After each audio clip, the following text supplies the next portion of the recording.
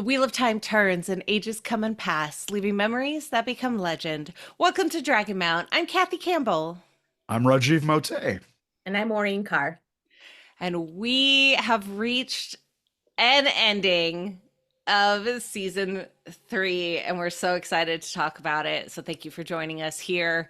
Maureen, go ahead and kick us off. All right, this is season 3, episode 8, our season finale. This episode is titled He Who Comes with the Dawn. This was written for television by Justine Jewell Gilmer, and it was directed by Kieran Donnelly. Oof. All right, so a little bittersweet, this one, I think. Yes, I agree. There's a lot happens. Yeah, it's jam-packed of plot. So I liked that. And there's also a lot of fan service. Yes. And book service, which I, of course, loved. Yes, but it's also like done really well. I know I've seen, so not a spoiler necessarily, but just so this comes out, we because of timing and scheduling and whatnot, we are recording this after the main episode has gone out. So we have been not spoiled necessarily, but I'm sure, I know I've seen a lot of commentary and thoughts that people have had about this finale.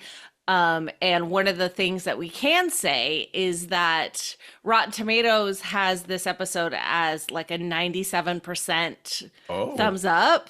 Yeah, like nice. I think it's like a 9.7 out of 10 in like for the episode. Like it is, I mean, it wasn't hard to be a better finale from the first 2 seasons, but leading into that, like we are aware of the issues that were had with season 1 and season 2 and the finale that was done there. So it was really nice to see a season end that was not disrupted by a global pandemic or writers and actors strikes or any other things, so this kind of shows what it could have been.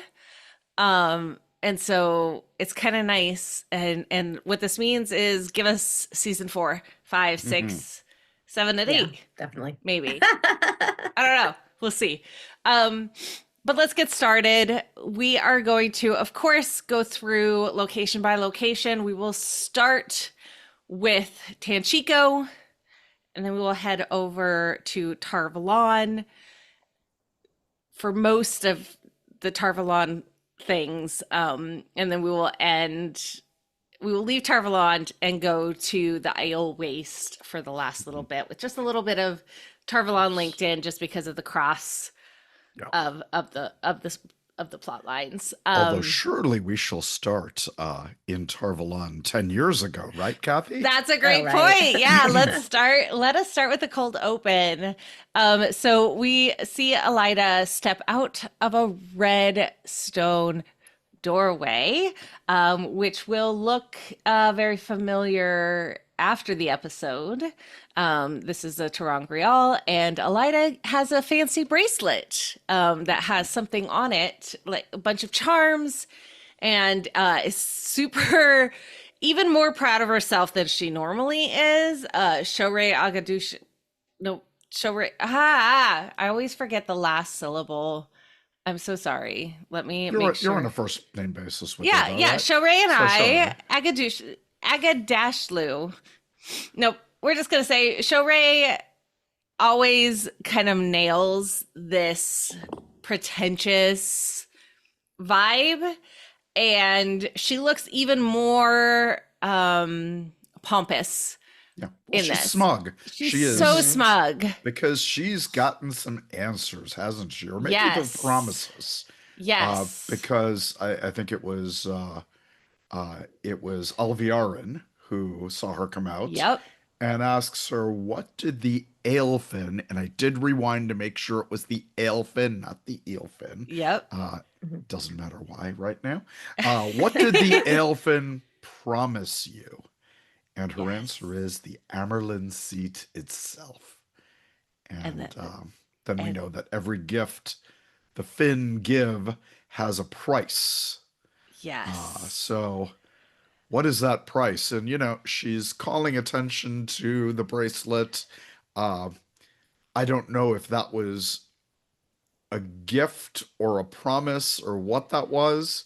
Um, but we also know that she's got the shakes. She's got some kind of uh, trembling Hmm. degenerative disease. It almost looks like Parkinson's or something, but it's Yeah. obviously something fantasy.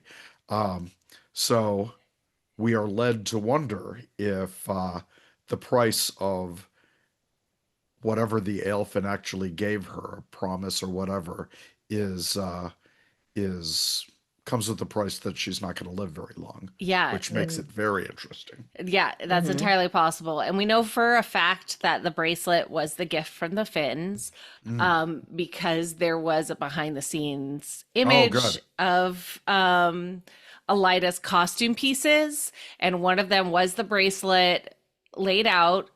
The charms and intricacies on that are snakes and foxes. Hmm. And there's a Oh, note that okay. says that this is a very important piece of costuming, must always be done.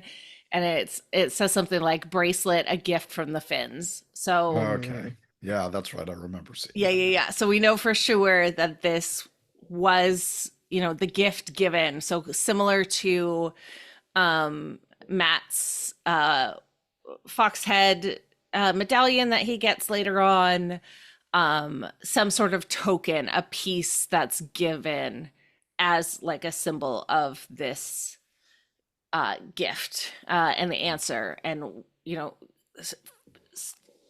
presentation of the need that is asked. So it's interesting that Alviarin is the one that found her 10 years ago too, because we see the part that she leads in the future.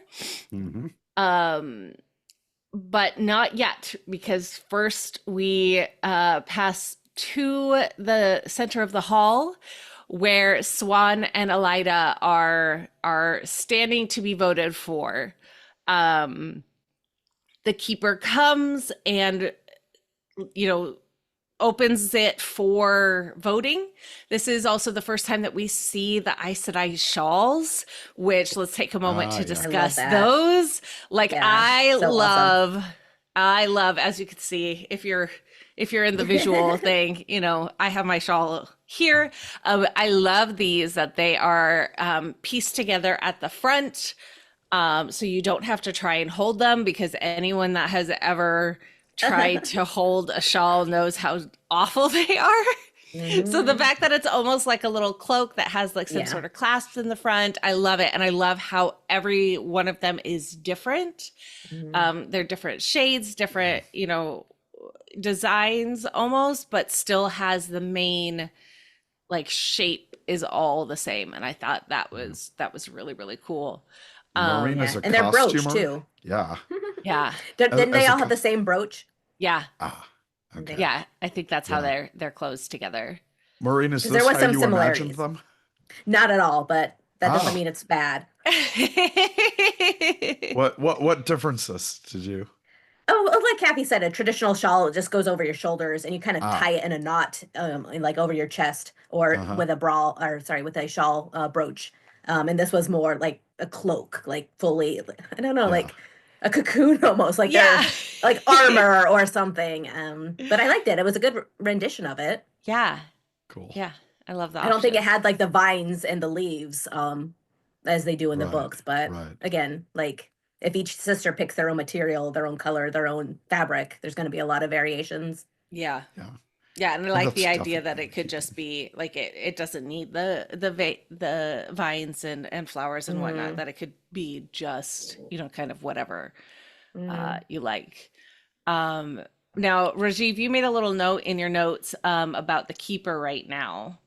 Yeah, Uh I actually don't think there's enough information to go on that, so I'm going to strike that from the record. Okay, well, I will make a note that because of that, I did take a look, and Rebecca Root plays the keeper, and Hmm. she is openly transgender. Oh, Hmm. okay. Is So, like an openly transgender British actress, and so I think this might be a way to kind of erase that essentialism. Um, and possibly, you know, make it to where it's not a thing, or it's just kind of a diversity point that's presented without needing to make commentary on it, similar to how Naomi was a little person. You know, it's just, this is an actor, the diversity of color and height and health and presentation and all of these things is just kind of like, well, why wouldn't we see every piece of it? Yeah. And so I think it was a really interesting choice that Rafe made. And I love to see it, especially having it be you know, a position of power, having Definitely. it be a keeper. I think we could talk about a little bit about this more in the books. So can we? Yes, Yeah, absolutely. yeah. Yep, Sounds yep. good. Of course, we will make a note. Click. Let me open my pen. All right. So then the vote comes down, and of course the Blues stand for Swan, and I forget who the fourth person, Varen, and Varen stands, and then nobody else. The Green Sister, that was killed in season 1. What is her name? Yes. A lot. I can't remember. I don't remember, but whatever her name was, yep, Yeah. she stands too. And then there's silence, and then Alviarin stands, and Elida, you know, looks even more smug, and then she says, "Swan Sanche," and everyone else stands, and Elida looks betrayed. And then the keeper comes and gives Swan the magic, not the magic, the big, glorious golden robe of the Emirlin. And that's the end of the cold open. So we have seen, I love this because it gives a little bit of kind of story, again, exposition in a show it, don't say it type of a way, because now we know how Emirlins are voted. We know why Elida hates Swan. And we know kind of the betrayal and like the connection that Alviarin and Elida have in this moment. And so it's a really easy setup, prep work for what the future is going to bring. Yeah. No, And Elida is, sorry, I'm so sorry, Rajiv. No, go ahead. No. I was just going to say that Elida does notice that Swan and Moraine make a little bit more eye contact than what typically would. So, Yeah. you know, she filed that away as well. What did you make of Alviarin leading the whites to switch their vote? Because earlier we had seen her, Elida talking to Alviarin saying, well, this time, you know, logic is on my side and it you know, benefits us both. As though there was something logical about voting for Swan. Do you have any speculation as to what that is? I wonder if it has to do with the fact that Elida is too selfish. If Alviarin looks at it as if Swan is going to be a better leader, because she's a blue, because she's not a red. As we know in the books, the last red Emirlin had issues, shall we say. There were a lot of problems with having a red sister as the Emirlin. And so I wonder if it comes down to the fact that there was support for Swan already, not just with the Blue Sisters, but because Varen stood too. And I also have another thought that is for the book conversation, as to why that is. Yeah. Just one other thing to add. As of right now, nobody knows the Dragon's Reborn, so there's no need to have a red because they don't anticipate a lot of male channelers popping up. But if it's a time of peace, maybe having, you know, a politician, which kind of like you think of the Blues as, you know, the ones with causes, the ones that are politicking, would be a better leader during this specific time. Yeah. And I think during how Elida frames it, at least, is Swan is guilty of crimes, according to her rhetoric. So, you know, hey, you voted for a criminal, or you voted for someone who ended up to be a criminal. So you're going to Yeah. make the same mistake twice? Well, and Uh, that definitely comes down into the future. right, And right. we could bring that conversation, but that's not for now, Rajiv. Oh, Yeah. okay. Always breaking the rules. I know, such a rebel, such a rebel. All right, well let's head to the present and fly the way to Tanchico, where the Black Aja Leandri comes in, and two of the Black Aja are hanging out on the couch. We have one who is playing with the cats, and I can never remember which one she is. And then Jian Kaid is playing with a rod that creates balefire, and Leandrin is like, let's not let's not play with this. And this is the first time we've heard the term in the show, right? Yes. Okay. Yes. So yeah. Yeah. So, And so it's interesting that they obviously know about it enough to, recognize the rod. And even if they don't exactly know how to use it, they know what it does, and that it's dangerous. And so, like, let's not figure it out. And Leandrin wants to find Ispin, but everyone else thinks that why are you going to try and find her? Because obviously you killed her like you did Naomi. And Leandrin is just like, no, I didn't kill her. I killed Naomi because she challenged me. And they're doing their bickering. They're leaning into their best Forsaken vibes, because this is exactly what the Forsaken are kind of do. They're just like, bitch at each other. And speaking of and just a reminder, the one who actually killed her was Mogedion. Yes, So, yes. we learned that before. Yes, and speaking of Megedion, she comes in her, servant garb and presentation, and brings the bracelet and presents it to Leandrin. That a man came to the door and sold it to me, and I didn't get his name, and I'm just trying to follow instructions as best I can, and Leandrin is being Aes Sedai and very like, okay, what's your name? Okay, doesn't matter. Moving on, type of a situation, which will probably haunt her in the future, maybe. So let's do a quest status update here. The quest is for 3 pieces of jewelry, 2 bracelets, and 1 collar. Yes. And now Leandrin is in control of 2 of the bracelets, needs the collar, knows where the collar is. Yep. It's in the Panarch's palace. So the ruler of Tanchico has a palace. And let's go.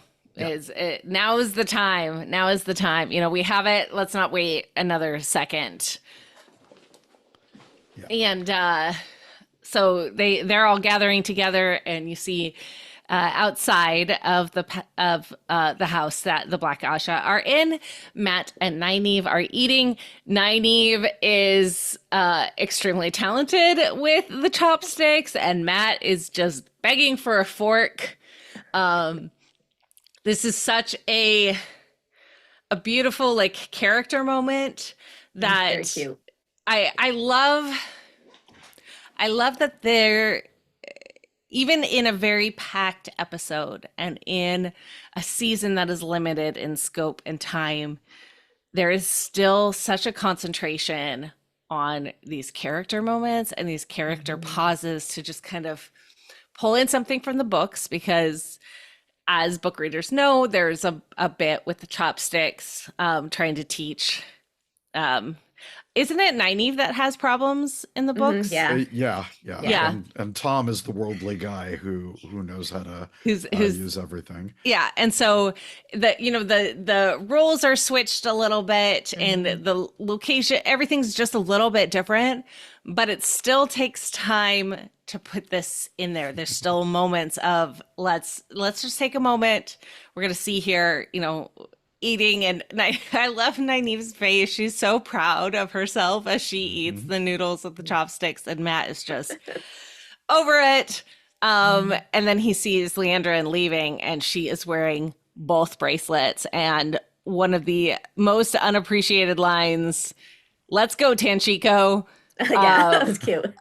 Was so freaking cute. I love it so much. It makes me so happy. And they're gonna go follow the Black Aja and see if they can find the collar. Now, I don't remember. Do they know that the collar is in the palace, or I don't they think so. don't I know? think they're just following Leandrin. Okay. Yeah.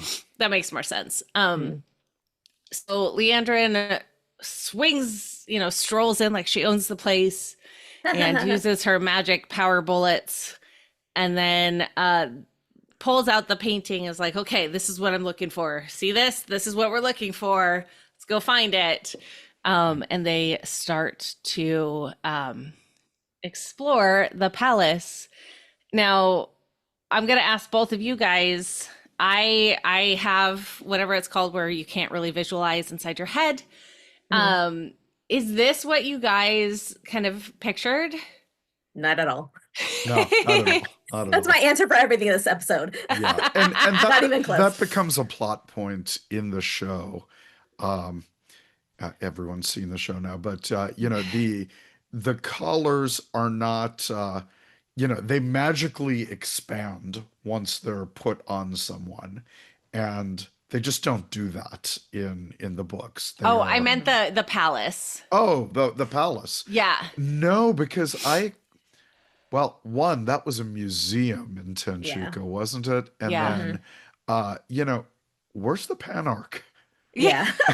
She might be one of the dead bodies. It was, might well, be her. I don't know. There were like some guards up front, and Leandrin The shoots cats them were all. eating a Pow, pow, body. pow. Yeah, that was Yeah. pretty gross. That was So that might have been her. And it also just demonstrates the loyalty of cats. Got my Don't dog say here. it too loud. My cats are outside. They might hear. Sorry. But this was a strangely abandoned place full of curiosities, and Like a hoarder. Yeah. yeah. It's just like random it's stuff. definitely like a hoarder, and like a Mhm. museum you could understand. This felt like a collection. Like there were things in drawers, there were things just standing there, there were Terangriel, and it kind of makes you wonder who this Panarch is and what she's doing with all this stuff. Yeah. Wasn't sorry, my voice is just shot. I was protesting Kings earlier today. But wasn't the Panarch cast? Wasn't there someone Oh, cast I as the don't know. Panarch? I thought I saw that somewhere, but I don't know. I don't pay enough attention. So Yeah, I am not I'm not sure. at But any rate, I'm if sure she somebody will appears, tell us. yeah, if she appears, it's not to any great effect. Yeah. Yeah. I think the part that I was unsure of, and kind of a little bit surprised by, but that makes sense, is the casualness of the building. Mhm. The slatted windows, Yeah. let in the light, but It there's was not a grand palace. yeah, Right. which like it makes sense, especially as they've built the city of Tanchico to be what it is. There's not going to be, these great stone buildings, because it wouldn't work very well. Like in the type of like climate you have going on, and the way that the city is run and the way that it sits and is processed, it makes sense that this is kind of what it looks like. And it kind of, I'm really happy that it sort of leans into this whole culturism in such a really neat way. I think that's really impressive. Yeah. Well, the atmospherics were certainly fun. Yes. And, Yeah. this is a place of mysteries and danger and weird stuff. So I loved that kind of.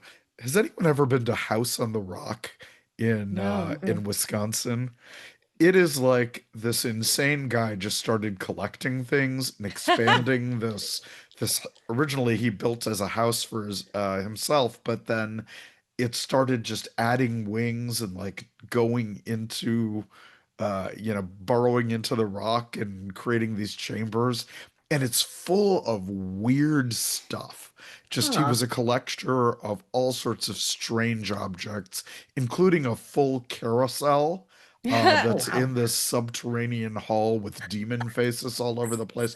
It's a trip. Wow. Yeah, Wow. if you're in Wisconsin ever, look for House on the Rock. All right. Uh, All right. but that gave me the same vibe. You're just walking Mm-hmm. through a place that's sort of you don't know what goes where and what directions take you where, and there are all these curiosities there. Mm-hmm. So fun stuff. I love Yeah. that. More for the book section, but I just want to say this is probably just replacing the Stone of Tyr, the holding and the Stone of Tyr is what I was thinking. That's Oh, the It connection it I okay. made. it did Yeah, give yeah, that yeah. vibe to me Mm-hmm. too. Yeah, Yeah. yeah. Yeah. No, that makes sense. That makes sense. Again, this combination of things that you don't really need, and it lines it up for future bits, shall we say. Future bits. So we have the Tanchico Detective Agency getting ready to head into the Panarch's Palace, and Tom decides to join because he has this thing about watching kids die, which totally valid. Well, I liked that he had to clarify afterwards. He likes to stop it if he can. Yeah. Because I have this thing about watching children Yes. die. No, it's not like that. He's Yes. a good guy. I love it. I thought that was really great. We're getting this part of Tom again, just kind of bringing him in, and so they're going to split up and look for it. But Nynaeve has some knowledge because, of course, she has seen Hmm. what the Shanshan Adam look like when they're not connected to a person. Mm-hmm. And so it's going to look like it's not going to look like what they're expecting. And that since Leandrin has both of the bracelets, she had to have gotten them because a Forsaken got one of them from her. There's no way, Nynaeve knows that there's no way they would have given the bracelet to someone who wasn't a Forsaken, because these are Mm-hmm. weaves that they don't understand. And then, hey, if one of the Forsaken has the collar with the bracelets, then obviously Rand is in a lot of trouble. And so, most importantly, if you get the collar, you need to take it and leave. Don't stick around. Don't wait for anybody else. Nynaeve. I know. I You know, hear right? that? This is the perfect do what I say, not what I do situation. All right, so they start searching, and they're paired off. Min and Matt are together, Elaine and Tom are together, and Nynaeve is running around by herself because she ain't need nobody. That's right.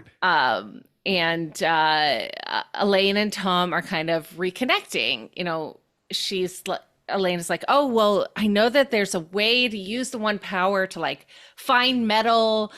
It's called delving. Like, let me, maybe we could do this. I don't know how to do it, but I'll try it anyways. And Tom just kind of laughs and talks about how he was with Queen Morgase when Elaine was little, and that she took apart every clock in the palace to see how they worked. And the queen was too proud to punish her, which I thought was really, really sweet. Mm-hmm. Mhm. And this connection, they're reconnecting in a way, because as we learn later, Elaine was like 3, 4, 5, I think, when they were together. So she was just a little baby, and still had her very strong personality. And I Uh, mean, Elaine is now realizing something. It's like, oh, you were in the palace when I was little? Oh, you had this much access to me?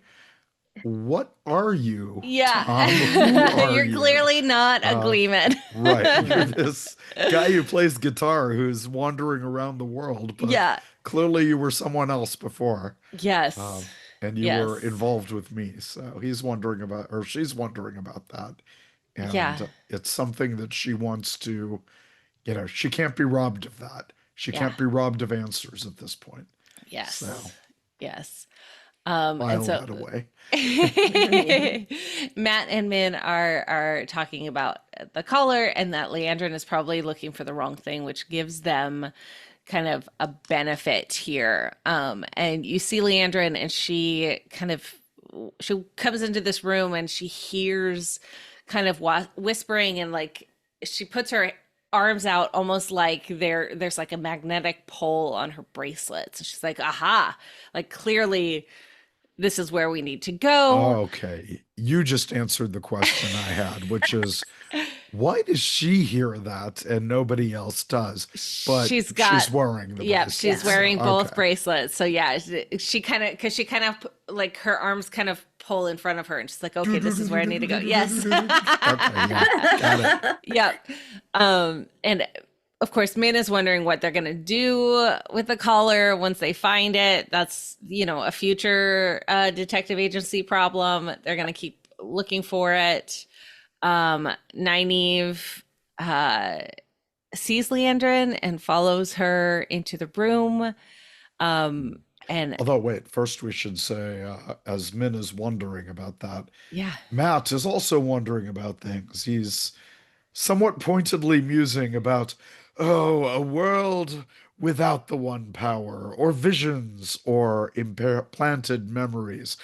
Wouldn't that be great? Wouldn't it be yes. great to have a world with at least not two of those things? So file that away again. That might be something in the future. A bit of foreshadowing for us.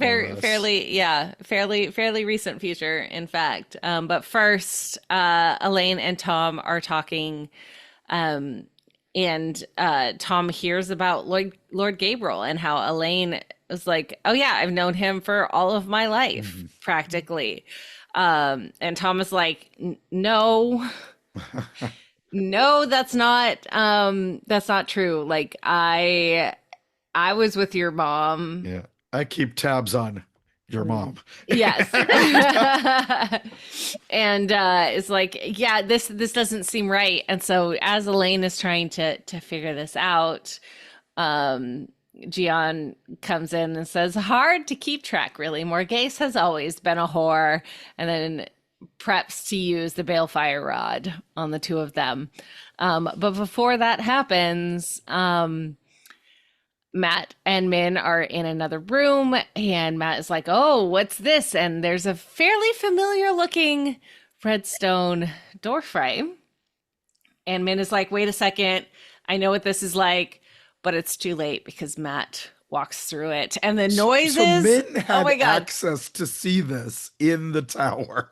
Just want to call that out. No, she didn't. She didn't see the other one. That was in the 13th depository. How would she have seen it? That's what I'm saying, but Min recognizes it, right? Well, yeah, from her vision. Okay. I thought she was recognizing it from her time in the tower. No. Much She better. saw. Yeah, she saw it in the vision. It looks like the drawing that she made. And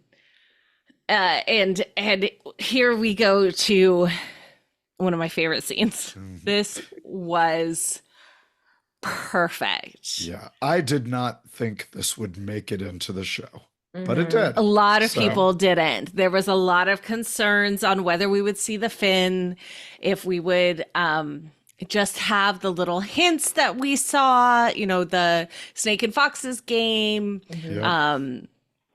And there was the redstone doorway in the first episode of season 3 when they're going through the 13th depository that was pulled out. And so people are like, oh, well, it's an easy way. It's an easy thing to drop. Like you don't have to have it. But surprise, we have them. And in fact, we have an interview with Robert Strange, who plays the Aelfin. And he talks a lot about like the costuming and how they put the fur on. And also there was a Twitter conversation with the visual effects guy. Everything you see there are practical effects. It was practical. Oh, nice. It's all practical, which I think is why it looks so good. Not saying that having, visual effects, I'm thinking of, Lord of the Rings with Gollum and whatnot. Not saying that it's not possible, but there's something to be said about how carefully that this was done and planned and prepped. It's just stunning. And then you add on to it the voice changer. So when the Aelfin talks, it has kind of almost a vibration quality. Yep. And like the extra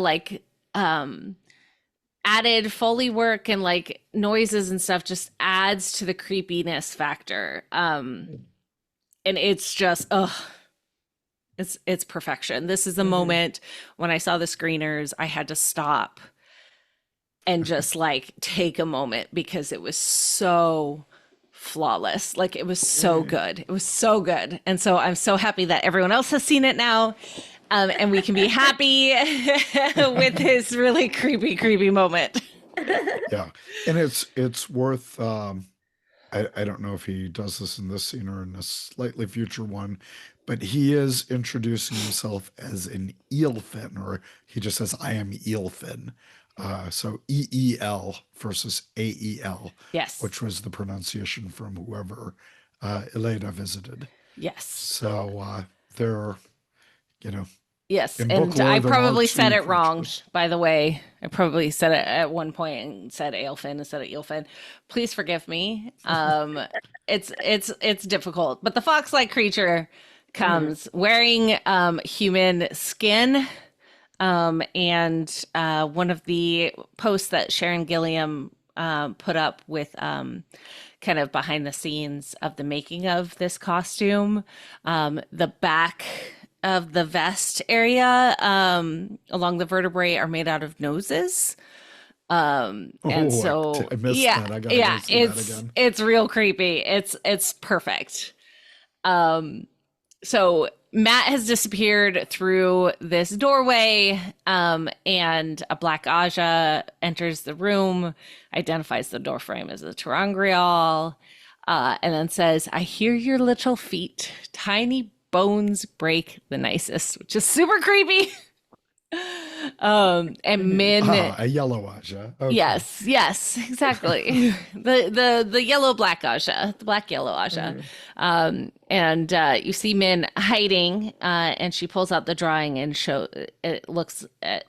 recognizes the door frame and realizes that this is where Matt is going to be hanged. And so obviously she wants to leave. She looks at the exit, but knows that she has to stay.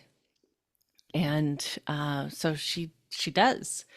In another room, Leandrin is getting more and more angry. She can feel it, she can sense it, she can hear it, but she can't find the color because, of course, she looks like what's on the painting. But Nynaeve recognizes it. Leandrin, flounces out of the room, and Nynaeve is like, aha, I found it.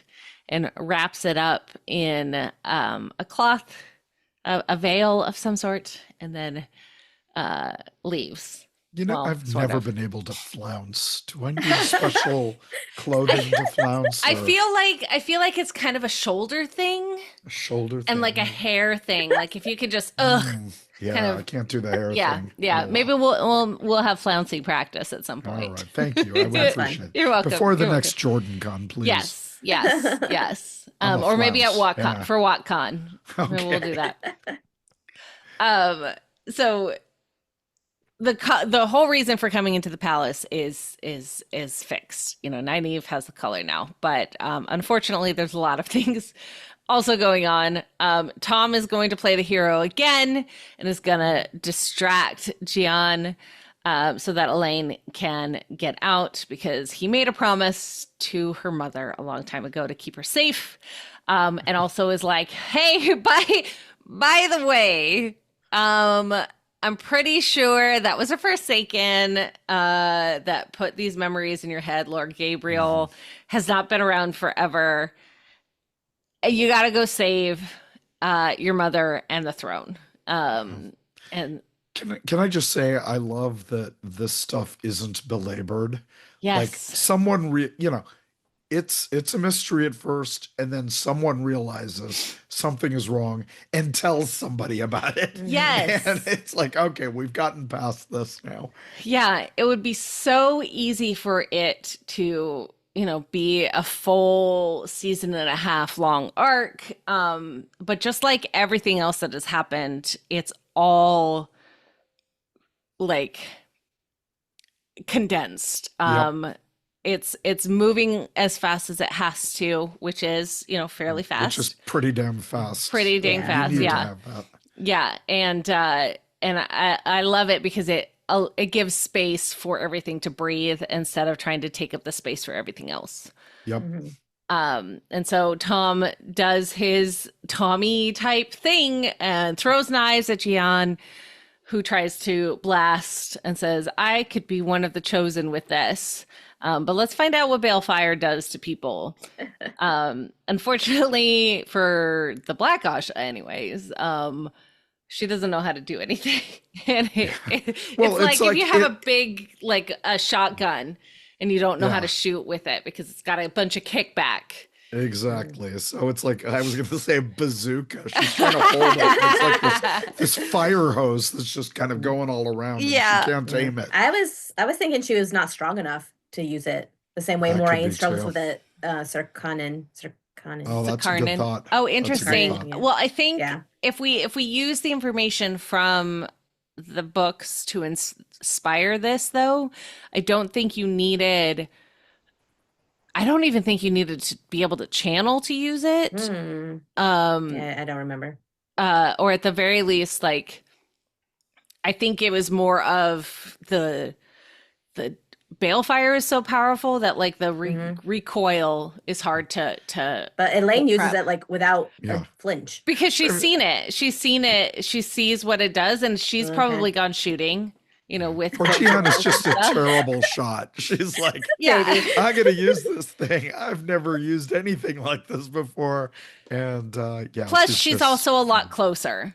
She that's was, true. a lot closer, and so it's easier to hit something that's closer to you than further away. And so she pulls it and blasts, and Gian disintegrates, and not just disintegrates like- though, right? No, I love how they did this. So first off, it's purple, which is not a color that we've seen for channeling before. And then you kind of see, like at one point you see the bones, like it's almost like her body is being peeled away. And what Balefire does is it removes your thread from the pattern.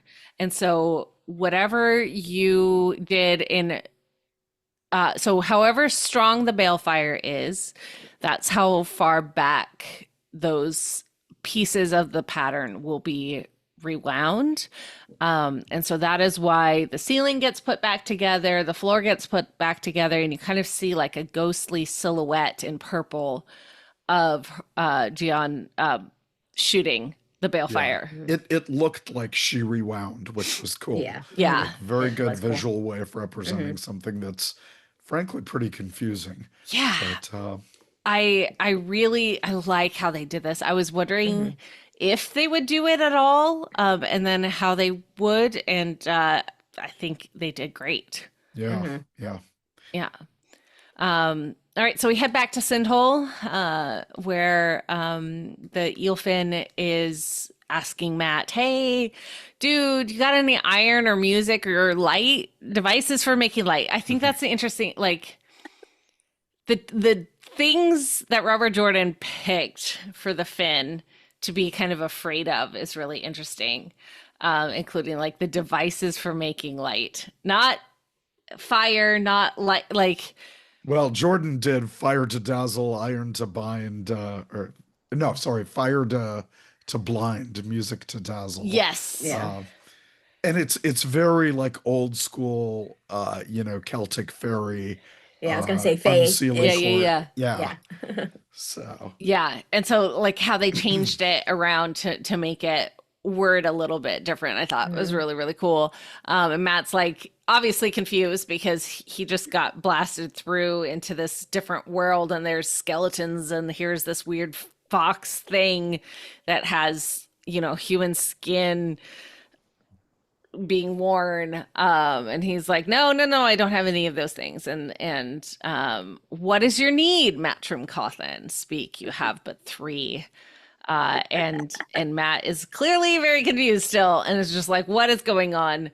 And the Ilfin, what is your need? What is your need? Like, he's like, I'm here to do a job. It's been a while. I haven't had visitors in a while, but I'm going to do what I'm supposed to do. Dude, you have 3 wishes. Start now. And, yes. Courage to strengthen, iron to bind, fire to dazzle. No, music to dazzle, fire to blind. That's how it goes. Yes. That's Good job. You have Good to have job, the good job. courage too. Yes. Yeah. And so this is part of what you do when you are playing Snakes and Foxes. That's a little chant that you give before, and this is why, because you're hanging out with the Finn. Yeah. It's in memory of the ancient dealings. Yes. And we're gonna get 3 wishes here, and the first one, Matt says, is to stop getting bollocked about by every bloody magical force on this bloody planet. I'm sick of this one power. And then done in the spooky way. And he's still kind of like stunned. Matt has no idea what's going on. So the Ilfin is like, hey, dude, I know you got these memories. That seems like a really good one to like, let's take care of this. And Matt asks to be fixed, and the Ilfin says, done. He doesn't ask. Well, no, like, you can fix me? Done. Right. Yeah. Yes. It's like Yeah. leading the witness almost. Yeah. Which is how I'm guessing other ones don't leave, because as we see here, the third one is like, Matt is like, wait a second, I recognize the smell. You are like, there was a fox den. It smells like death. I know where I'm out. My last need is I need to get the fuck out of here right now. And the Ilfin is like, oh, darn it. You got me. It's wise to ask for leave taking, but it's unwise to set no price and no terms. We will set the terms. What was asked will be given. The price will be paid. And he is being hanged. Right in front of Chesmal. He's being hanged by an Ashendari, by the way, for book readers. If you recognize I was looking that. for that, but I didn't Yep, see that. it's very hard to see, but it is definitely there. And is starting to, like, he's wiggling a little bit and then kind of passes out, and Min knocks out the Black Aja and then cuts Matt down and badly gives him CPR. But suddenly it was, but you know Holy what? If shit, you don't, you're gonna kill him. Yeah, like pounding. You know, he's got some broken ribs in there. Which, I mean, to be fair, that is actually how you're supposed to do it. You can break ribs. Yeah, you can break ribs. But also, what they don't say, and here's a little bit of a PSA, that yes, it's better to do CPR than to not do CPR. But it's not like the movies and TV shows. The chance of survival from CPR is still fairly low. So keep that in mind. Do it by all means. Do it. But if it doesn't work, it's not your fault. Okay, just putting that out there. Yeah. As a teacher, we have to do CPR training every other year, so I've been through it several times. Yeah. It's creepy. How would you evaluate Min's performance there? Oh my God, it's the worst. Yeah. But hey, it worked, so it couldn't be that bad. Tavern. Yes. Yeah, there you go. Exactly. And so Matt is alive and is like, dude, if you wanted to kiss me, there are easier ways. And somehow, the screams are gone. But so are the memories on how he got there. Let's make a book note here. We need to talk about this. Yes, absolutely. And he also has a pretty necklace. So that's cool. Yeah, little fox head medallion. Yes. So we move over, and here's Nynaeve, holding the collar, waiting for everybody, unlike everything how she said it was supposed to be. Hey, you're supposed to leave. But no, she waits, and Leandrin is the one who meets up and is like, dude, you should have left. You got to give it to me. Um, and Nynaeve is like, no, don't. Like, I learned what happened to you here, like when you were just a girl. You know, I'm so sorry.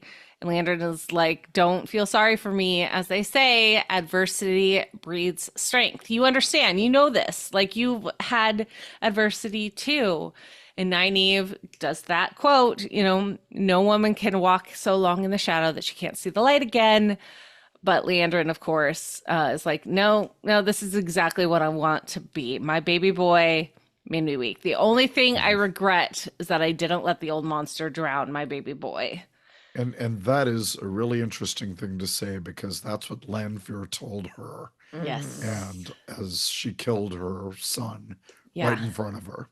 And to hear her parrot that feels, it feels interesting, because I don't know how much she's trying to internalize this and just say, yeah, okay, it's for the best, or, you know, How much she does actually believe in this? feels. Yeah.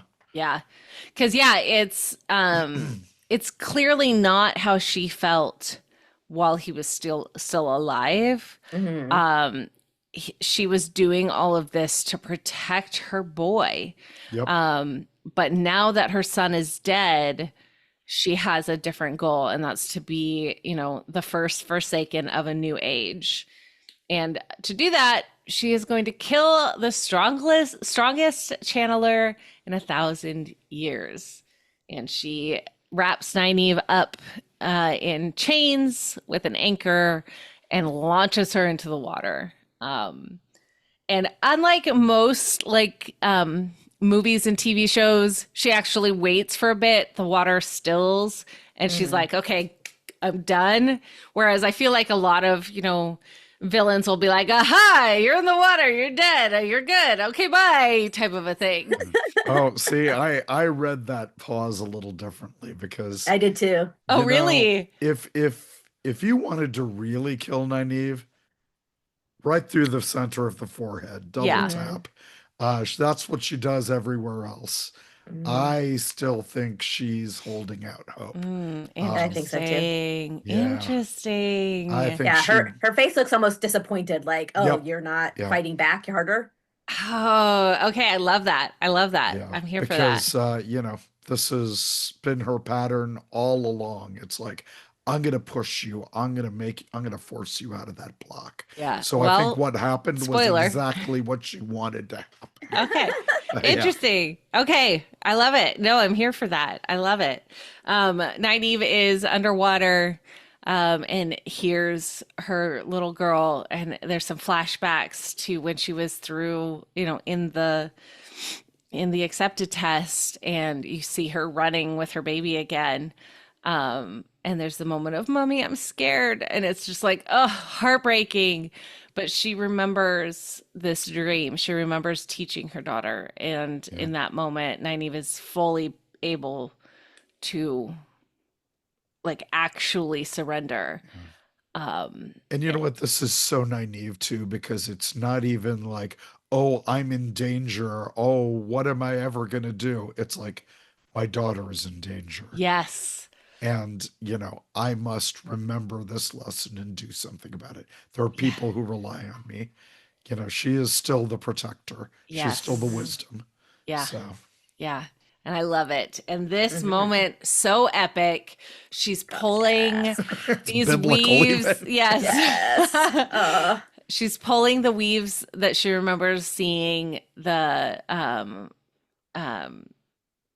sea folk channelers do, these huge epic like wind water things, and the acting of Zoe Robbins with her arms out, and you can feel like see the vibration almost as she's trying to make sure that she's controlling the water and managing it.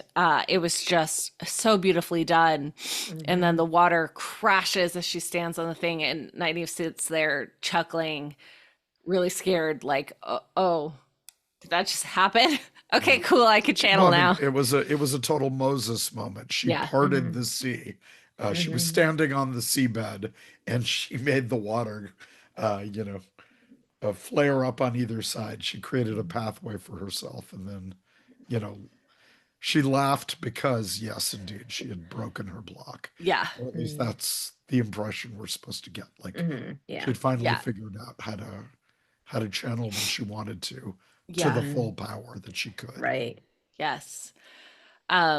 So Excuse me. Leandrin meets up with Megiddian now, and Leandrin recognizes that, like, hey, if I want to be one of the chosen, I need to know my competition. So it took her a while. I wonder when she realized it, and I think my thought is when she was delivered the second bracelet, that's when she Yeah. recognized Megiddian. And that, hey, Megiddian, you're the weakest of the chosen, so you can either be nameless alone, or you can find more chosen who are weaker than you, like me. And I thought that was a really, Leandrin is smart. She Yeah. knows how to kind Oh, of, and she is a stone cold schemer here. yes, Mhm. absolutely. Yeah. Yeah, and she knows what to do, and she's like, "Hey, here's the collar and the bracelets, and it needs 2 women, and I can prove myself to you." And Megiddian's like, "I don't work well with others," and Leandrin replies, "Neither do I." And that is all in Tanchico. We have finished. Yeah, we get that little bit at the end where they're riding on a boat somewhere. Yes. Yeah. Yep. But we'll talk about that in amongst the rest of the Okay. the end of the things, because like that's while it's Way, being way, talked way. over. Yeah. Yeah. So let's head over to Tarvalon. We're going to spend this time with Tarvalon until right before almost the ending before, and then we'll transition over to the Isle Waste. So after the cold open, Swan is looking at a drawing of Maureen, and then here's Liane coming in, and so quickly hides the drawing in her little magic box and is like, "I'm very busy. What do you need?" And Liane is like, "Hey, dude, we're supposed to be a team. You have done all of these things, and you are not telling me why the tower must declare for the Dragon Reborn. Like, this is what Elida is doing. Like, you are supposed to be in charge of us, and you're kind of like keeping it a secret, and that's not cool." And she is 100% right. Absolutely. Absolutely where Swan and Moraine have failed the tower is that they haven't built a case for the tower to come together over this. Yep. Yeah. And Yeah. that turns fatal. And Swan asks Leone, "Hey, do you know why I appointed you as keeper? It's because you weren't afraid of me. And that I trust you to be able to tell me when I'm doing something wrong." And Leon is like, "You're doing something wrong. Like, let's Ooh, go." ooh. Oh, I got that. So like, let's deal with this. Like, we need to manage this. We need to get the tower to believe in what you're doing, and let's put it to a vote. And then we see Elida and Galena and Alviarin, and Galena has talked and is communicating with Elida is contacting the world leaders, and Galena's like, "Hey, we need to get this under control." Elida asks Alviarin again for her vote, and that this is a logical choice that will benefit both of us this time. Which I think it's interesting that Elida trusts Alviarin again, and it makes me wonder why. And I have no idea. That's an excellent question. And I don't know. We saw her. Maybe promises were made about position. We can talk about that at the end scenes. But it's. I don't understand that dynamic yet. Like, I don't know what the hidden Mhm. politics are. Yeah. And I wonder if it's because Elida has seen the fin and got her thing and knows that the Amirlan seed is coming. Right. Clearly it wasn't that first one. So now Elviren is like, okay, this is going to give me what I need, but also it can give you, because logically what Swan is doing is not correct. Yeah. So the next little bit that we see, Elida is prepping for the vote. She's putting all of her finery on because, of course, she's going to get elected as a Mirlin. So she's got to look snazzy with all of her gold jewelry, including the bracelet that we recognize.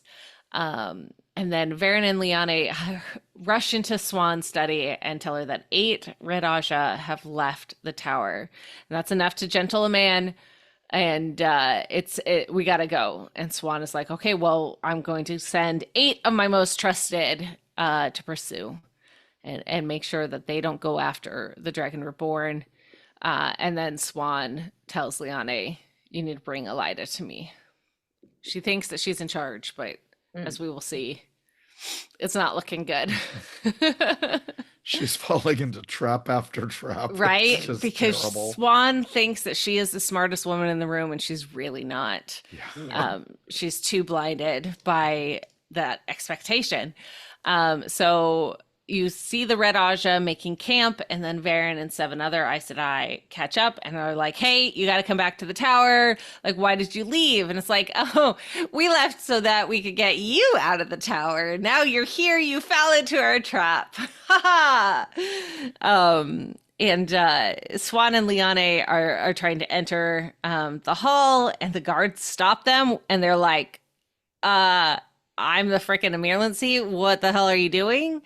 But it turns out that Elida has already convened the sitters, and they just needed 11 Aes Sedai, 11 sitters there. They did it all as they were supposed to, and they have deposed Swan and voted for Elida.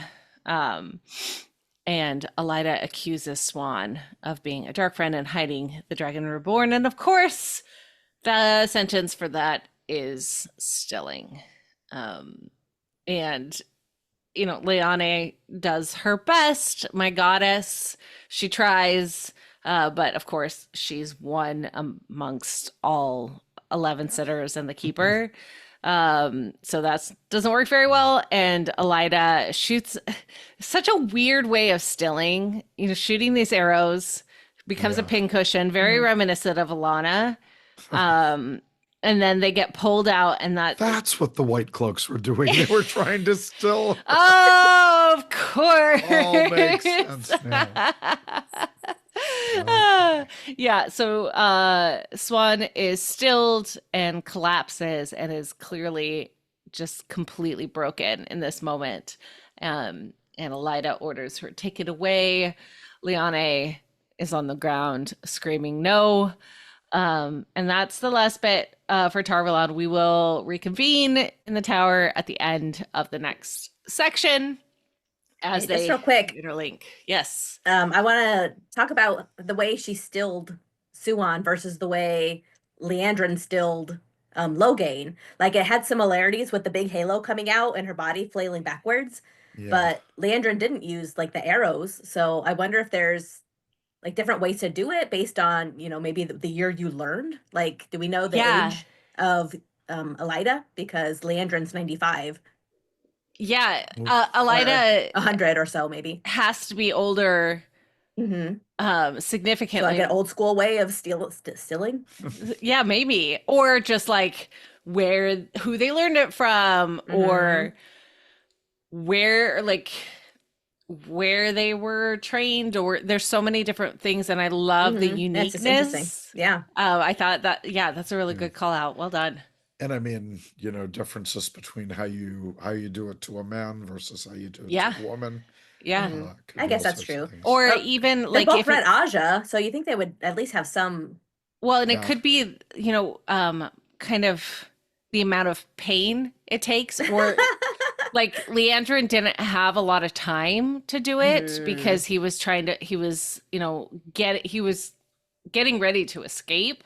Mhm. And so she kind of had to go in and do it, whereas Swan was kind of broken already. Yeah. And so didn't have, like, she had time that she could take her time with Mhm. um With the dramatics. with the Yeah. dramatics. Yeah. I think that's a big element of this is Uh-huh. how dramatic do you want to make this on the part of And the it's a lot of, Isidine the answer is a Yeah. lot. which Yeah. It's a is lot of drama. right? Yeah. All right. So let's leave Tarvalon, the island in the middle of the water, and go to the Isle Waste where there is no water.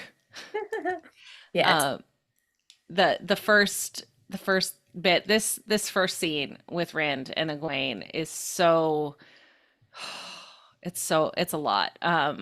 Rand is harvesting the squash because he wants to fulfill his toe. And To the it's little girl, Sarah, yeah, who Alcera's died dead. because of him.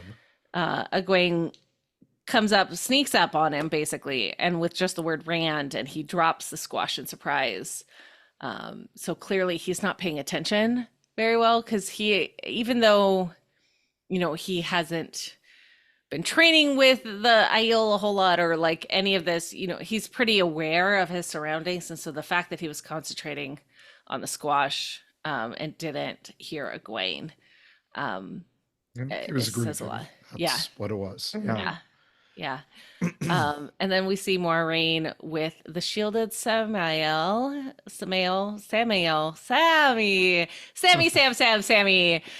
who is real angry and is like, "You stupid The bitch." Scottish Forsaken. Yes. You really think you could hold one of the chosen? And Maureen's like, "Well, duh, I am." Like, I'm you doing can't do it. anything. Look What do you at think? me. Hey! And Moraine is learning more about him. Samael was the greatest generals in the Age of Legends and rediscovered the art of war because, of course, it was a world of peace. There was no need for generals. There was no need for war until the Forsaken came and kind of decided to play. Yep. And the scar came from Luce Theron Telamon. This is the first time I think that we've seen one of the Forsaken use all three names. I know Lanfear only calls them Luce Theron, and Ishi only called them Luce Theron. They call him lose. Lose, It yes. sounded so funny. Lose. Leash. Luge. And we learned that the scar is because yes, it could have been healed, but he didn't want to. I will only heal it after I've killed Luz Theron Telamon. Rah! And Morgan's like, okay, whatever. Shut up. You're going to teach Rand how to channel, or I will bury you for another 1,000 years. And then when you come out into the world, no one's going to know who the hell you are. So it's not going to matter. And so here's a plan. Moraine knows what she's doing, or at least what she's going to try and do. And then Lanfear. Let's do a book note here too. Oh yeah. It's Yeah, already. As a there. teacher. Yep, it's already. Baby, I wrote that the first time I watched the episode. Perfect. Hey, and a side note on that, how Moraine tied off a shield. Oh yes. Which apparently was unknown to the Forsaken. Did I hear that right? No, I don't think so. Oh, okay. No, I think just that they were surprised she was able to do it. Yeah. Oh, got it. Yeah. And I'm surprised she was able to do it. It's true. We'll talk about that later for sure. So Lanfear is in the dream world and is talking to Rand and is like, "Hey, did you like my little surprise?" Like, yeah, and she's all seductive in her Celine costume, like all dainty and sweet. Yes. And it's like, Samael will be a shit teacher, but it's the best we got, And Rand is like, "Well, you know where we are? Like, this is where the Sharam crash. This is where you let the Dark One free. This was the last time you were truly human." And it kind of switches the emotion is like, oh fuck, you told, like Egwene told you, didn't she? Like, I was just helping her. I was just trying to make her stronger. Adversity breeds strength, right? And Rand is like, nah, man. What happened to the woman you were? The woman who wanted to find power for everyone to share to make this world a better place. It's like, but Rand, I only had my two choices. I had to swear the oaths or die. And she said it exactly like that. Right? Exactly like that. And Rand is like, well, okay, look, do you want to kill the Dark One, or do you want all the power for yourself? To which I loved your note here, Rajiv. You should say it. The little girl saying, why not both? And everyone cheers. Yes.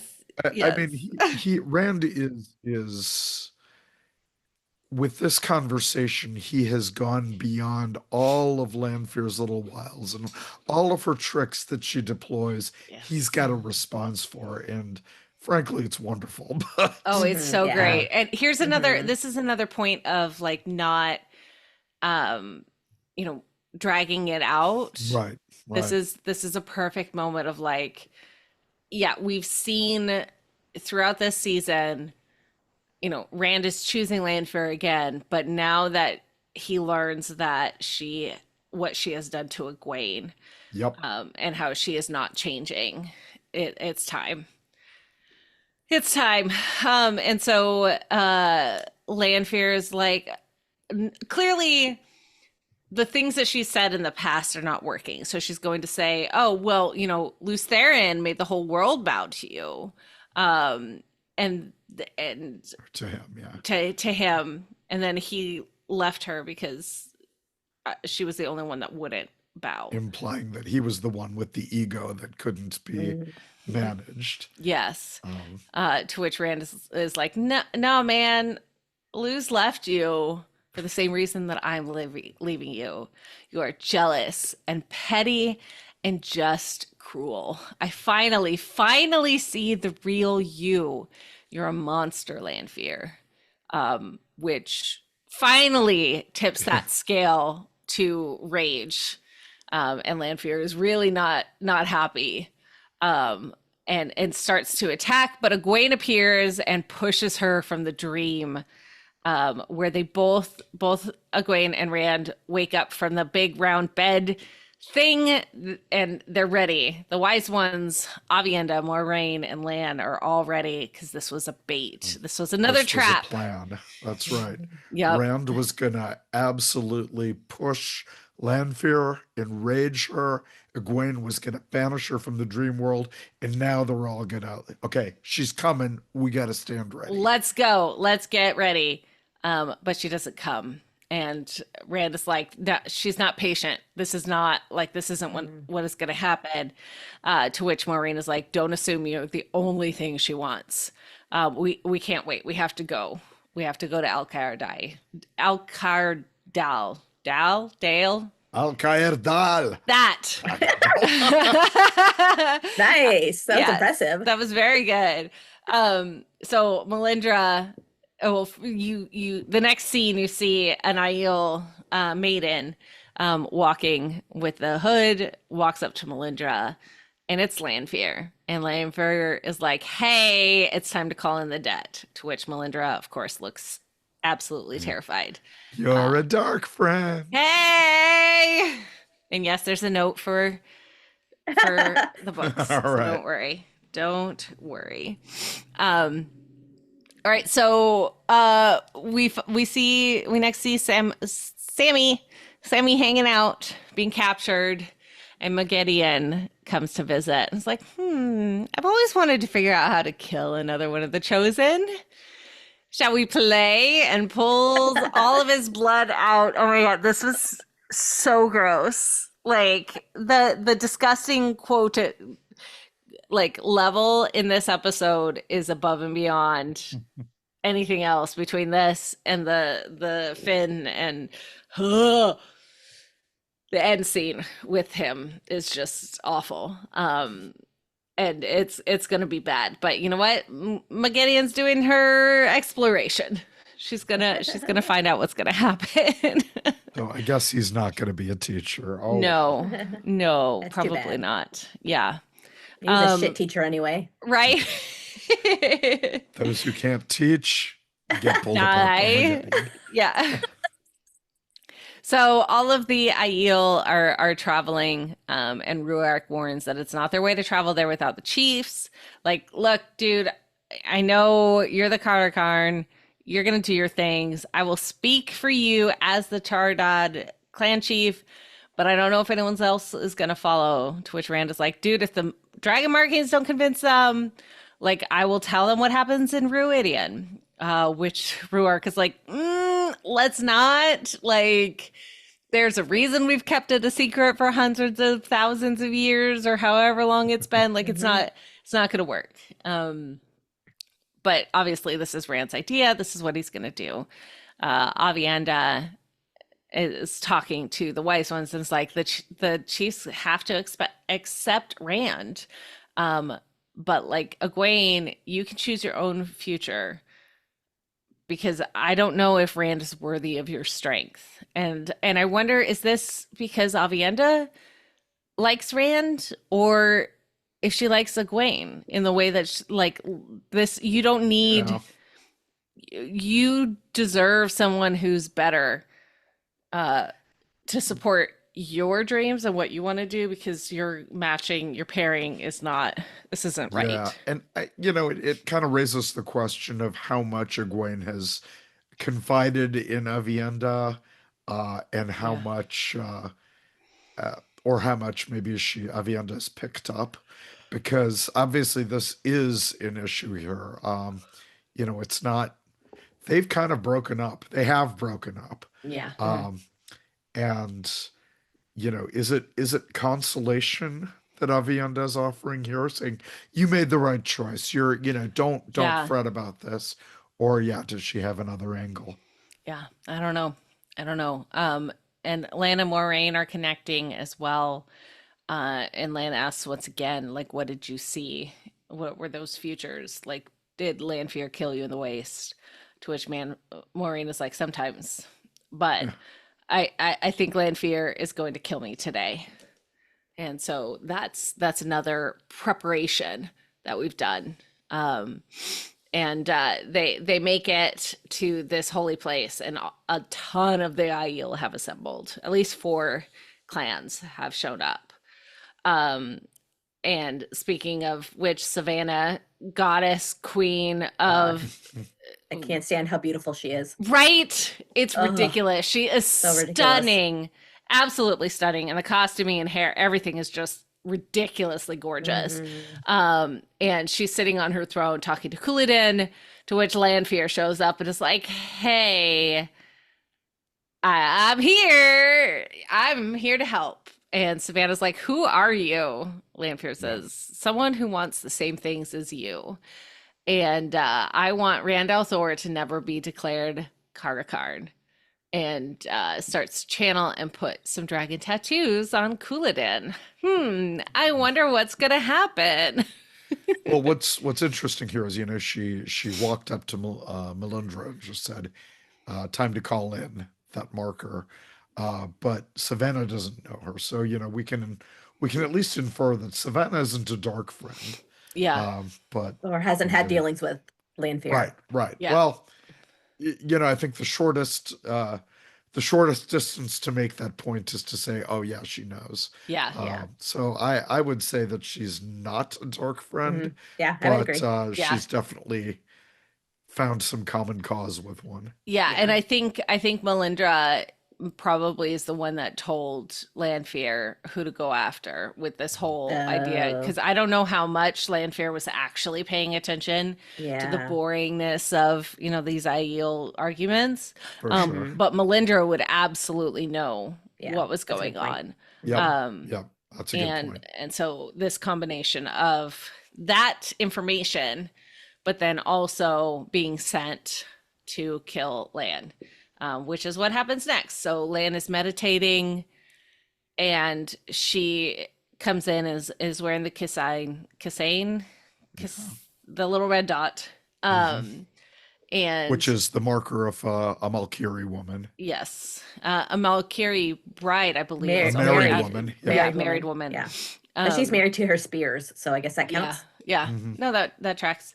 And he wonders why. Like he knew that she knew that he would hear her, and he's like, what is going on? Why are you doing this? And Melindra's talks about, I swore these dark oaths for Malkier so the golden crane could fly again.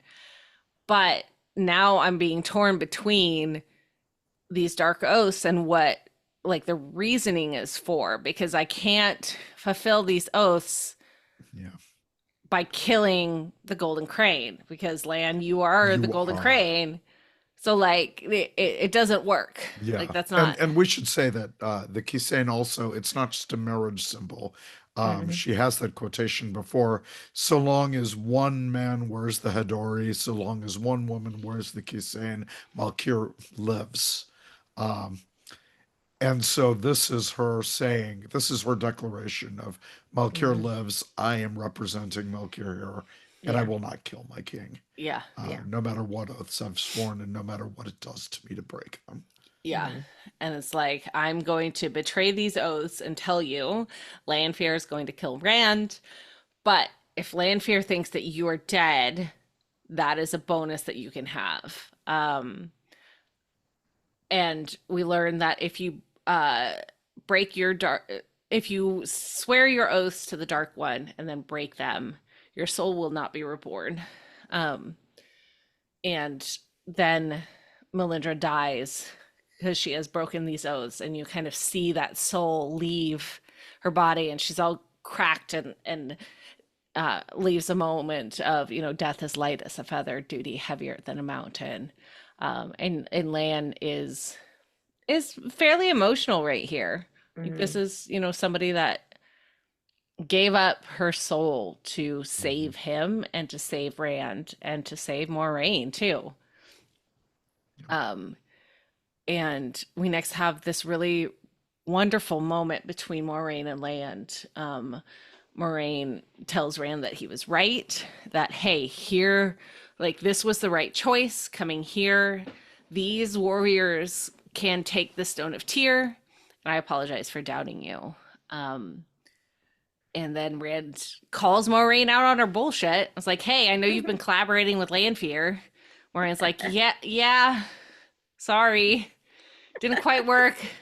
But the plan was to separate you from both of these women. I didn't want you around Lanfear or Egwene, and that worked.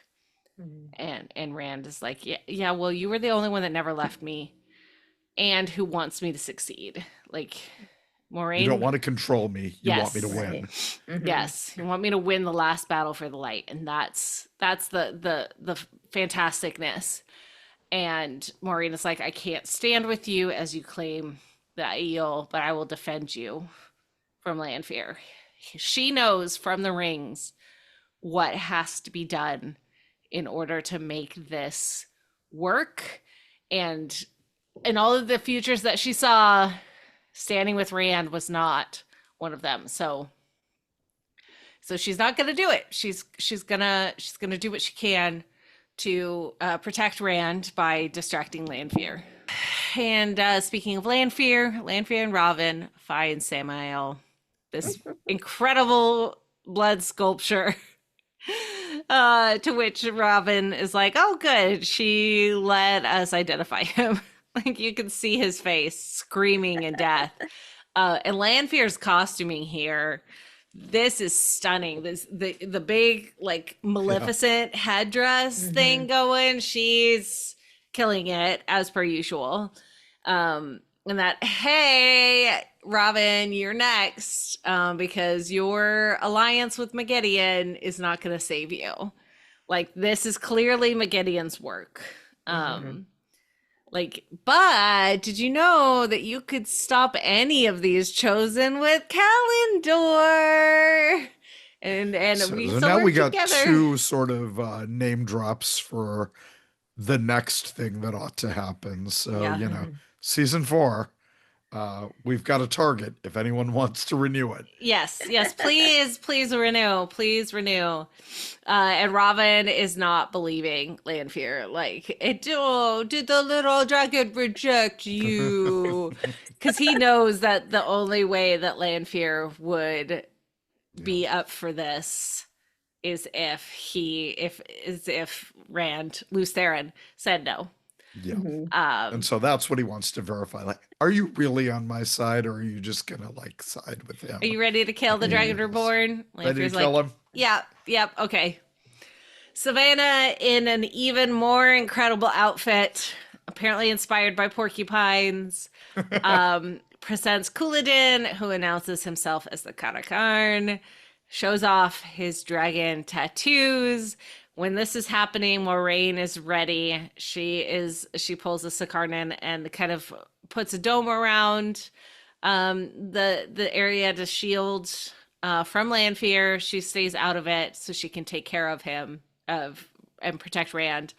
And Couladin is like, blah, blah, blah, big and strong. We're warriors. I'm the Karakar. Like, let's cross the dragon wall and take back the world.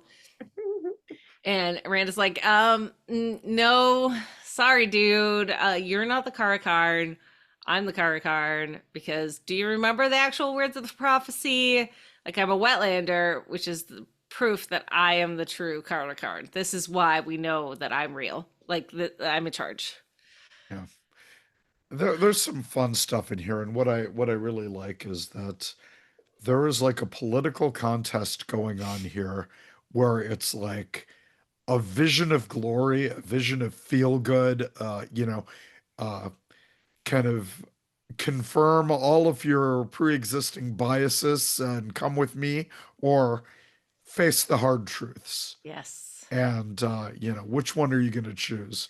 Now, the leaders, the wise ones, and the clan chiefs all know the hard truths. So that sort of tips things in Ren's favor. Yeah. But this is the perfect framing of a political battle. It's the comforting lie versus the difficult truth. Yes. Yeah.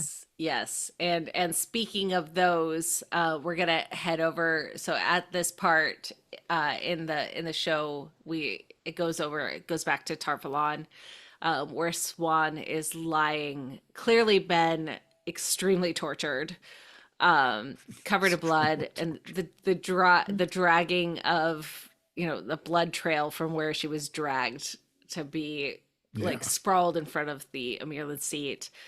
Alviarin announces Elida as the Watcher of the Seals, yada yada yada. Elida comes, has her massive, big Amirlan seat cloak thing, and is like, Swan, you have been working with Maureen, who is with the Dragon Reborn. I demand the truth. And Swan has this beautiful speech and talks of like, I've always loved Moraine and I would die to protect her, and talks about Guitarra's prophecy that the Dragon Reborn would be born on the slopes of Dragonmount and that he was just born. And this is kind of overlaid a little bit with what happens. Lanfear then attacks Moraine. Big battle. Pew, pew, pew. Couladin is presenting himself as the Karakarn, but of course he doesn't know what he saw in the glass columns, and I can't speak of it because it's tradition. It says we can't.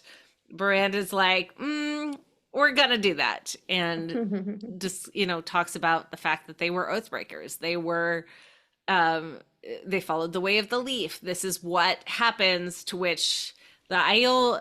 Okay, so in this scene when it's announced and then it pans up to the big group of the Aiel and then they split and they're gonna fight each other. Like, how I thought that was a very weird.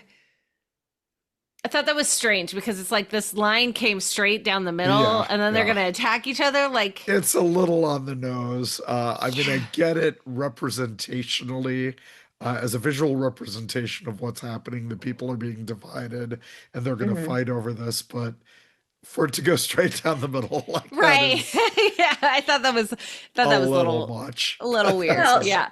Couladin's Shido, and Rand announced that he's the son of a clan chief of the Tardad, so it could just be where the Tardad and the Shido are next to each other. Yeah, but you would I mean, think 'cause that could they be a would very not easy stand next to each other. split. That's Yeah, this possible is too. a philosophical rift Yeah. though, that crosses clans. And Either way, it made a point. whatever. It made a point. A point was made. the Aiel are divided. Yes. That's our takeaway from this. Yes.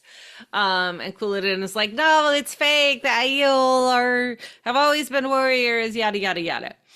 Lanfear is getting the upper hand, literally, She's as she choking chokes Moraine Moraine. with a weave of the power. It looks like, Wonder Woman with a magic Right, lasso. that's exactly what I thought. Just got a Wonder Woman lasso. Now I want to see a Lanfear Wonder Woman like crossover.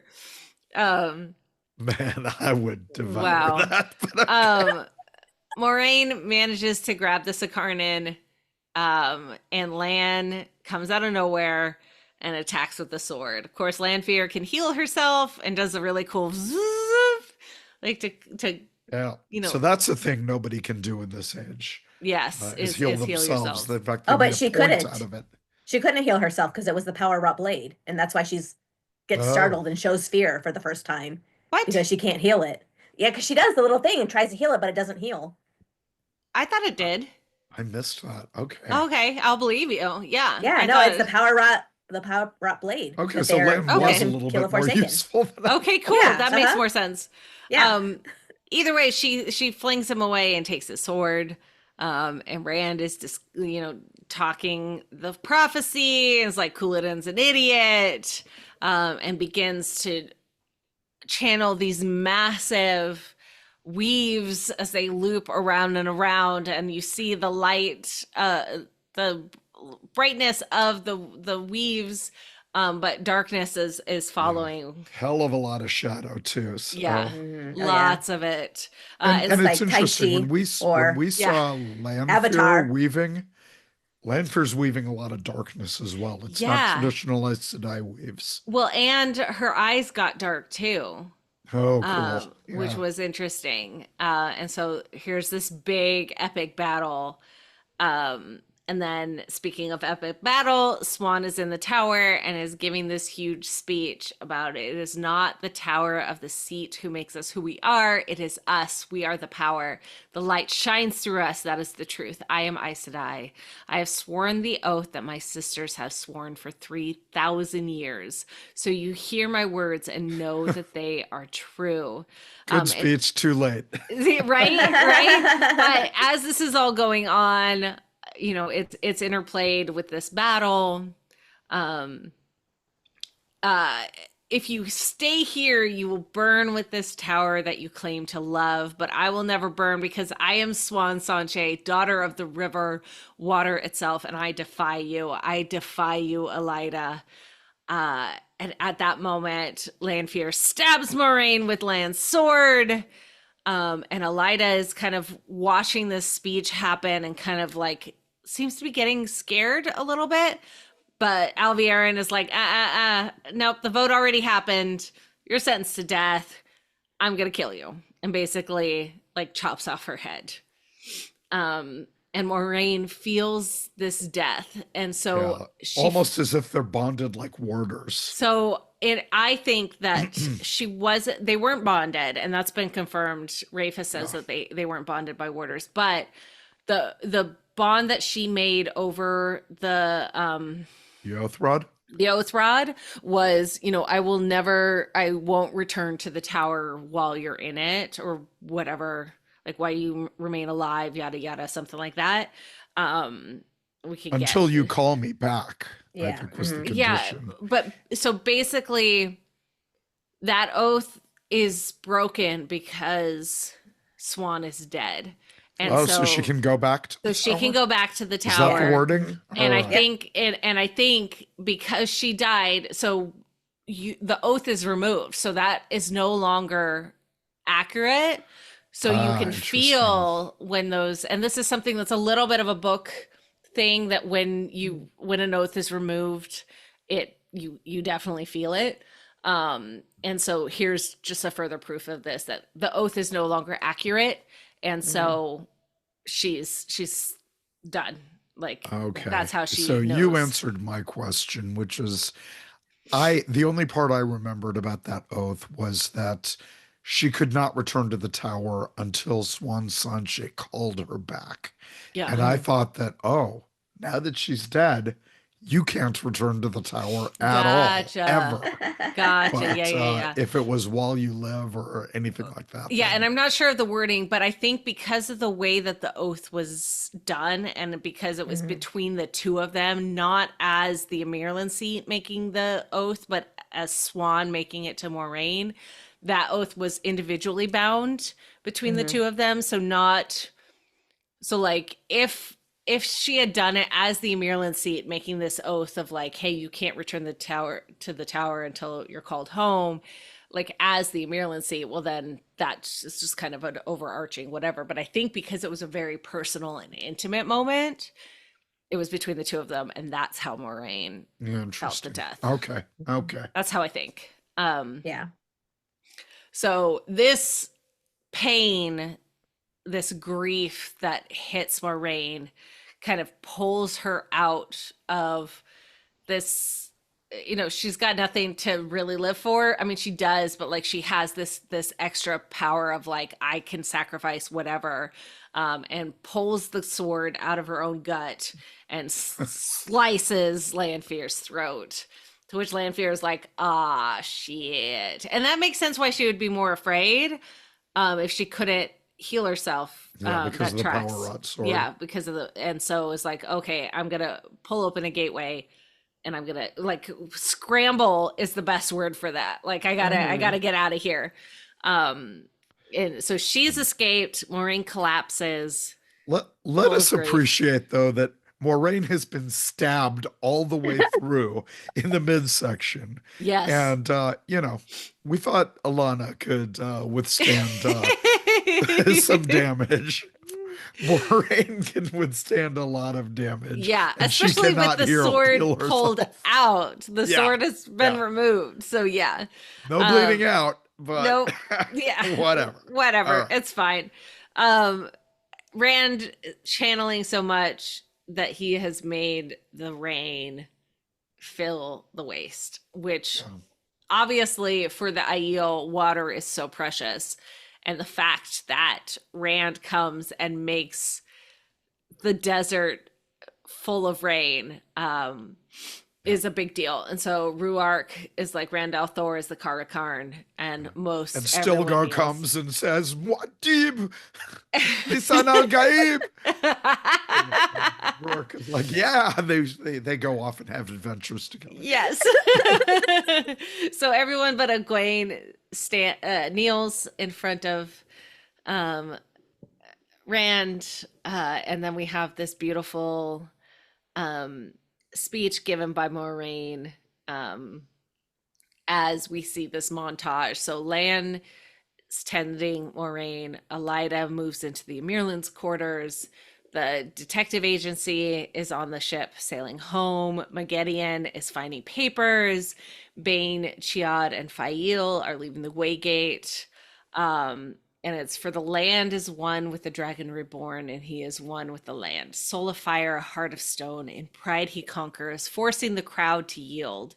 He calls upon the mountains to kneel and the seas to give way and the very skies to bow. Pray that the heart of stone remembers tears and the soul of fire love. And pouring down rain, Egwene walks up and asks Rand to let go of the flows. And he is just chill. He's vibing. And he kind of basically says no. And it fades he doesn't black. let go. And this is a contrast to before when they were attacked by the mirror things that Lanfear did. It was almost like Egwene was Black Widow with the Hulk, saying, sun's getting real low. Yes. Time to calm down. Time to let go. You're okay. You're good. But this time Rand's like, no. And, I loved the voiceover there with that particular piece of prophecy. Yeah. Pray that the heart of stone remembers tears and the soul of fire love. Uh, Rand has lost two loves at this point. Yeah. Lanfear is his mortal enemy now. Egwene does not love him. He is left with only the mission at this point, Yeah. and that's a bad place to be.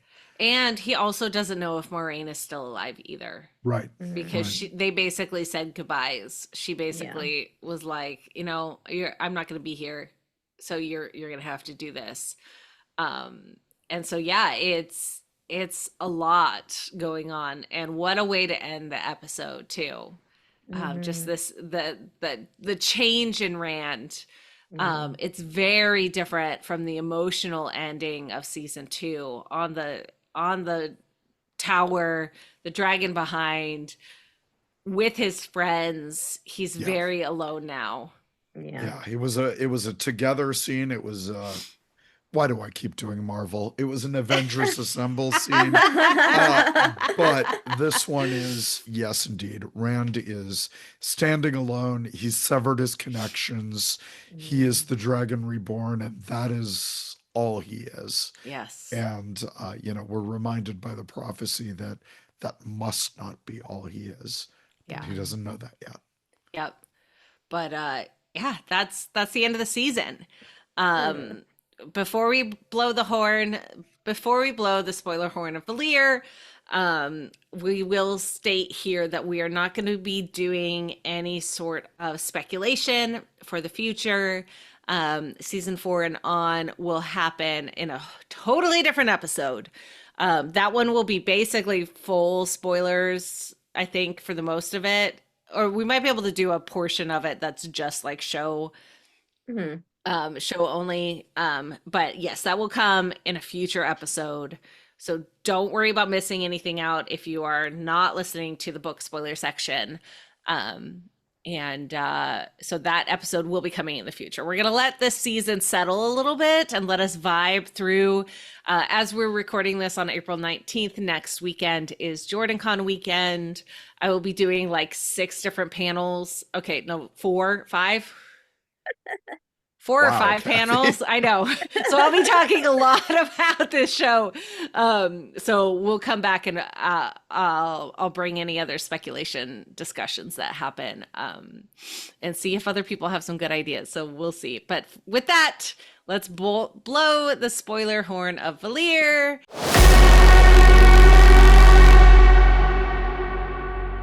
So let's start at the top, shall we? So the Keeper, the original Keeper 10 years ago being trans. Do you want to talk about kind of the soul, the punishment that whatever the Forsaken did, putting the man's soul in a female body? Is that what you wanted to talk about, Maureen? Well, I think that's one angle we can take for it. Like in the books, we do have, the Dark One recycles the souls of the Forsaken and puts them into new bodies and sends them out into the world. And there was one, Balthamel, who was a womanizer, and the Dark One, with his twisted sense of humor, put him in a beautiful woman's body. And he started hewing more towards being a woman, but he still channeled Saidin, which allowed him to hide amongst the Aes Sedai. Yeah. But I think the greater question here, and I don't think it's raised. I will say that, like, there was a trans woman actor playing this Keeper as an Aes Sedai, but she wasn't named as trans. Like, there was Yeah. never Right. any kind of information that she was trans. So I don't think we can speculate too much about it. But the fact that they did introduce a trans Aes Sedai, presumably channeling Saidar, is an interesting stance to take, especially since the Jordan books, had this sort of essentialism Yeah. where your soul had a particular gender and it had a particular connection to the one power, one half or the other. Yeah. So it created complications that way. Yeah, I think this is an easy way. We've kind of seen it with the same-sex relationships, and with Alana and her warders, and this idea, in the first season when Rand is like, oh no, I could do better than Matt, not being like sad or Yeah, angry right. about being thought Yeah. that that was his lover. It's kind of a way to just be like, no, look, this is kind of how it is. This is what it's gonna kind of sit with, of like, yeah, whatever your soul is the gender you believe. And so like I can see where this could be just kind of a subtle little, this is how it is, without having to overtly state that, oh yeah, if you're trans, then obviously you're going to be whatever gender you want to be, and that is the channeling that you would do, or something similar. Yeah. Yeah, I don't in know. season 1, Moraine does state that the prophecy doesn't specify if the dragon will be a boy or a girl. So Yeah. it's stating right there that even Rand's soul, or the dragon's soul, can switch genders if necessary. Yeah. I mean, so it does That's give you true. this. That's a There's good so point. much fluidity, and Yeah. like just go with the flow. Yeah. And I love that. I love that it softens that Mhm. as a whole. And Yeah. we'll hopefully take out that section of using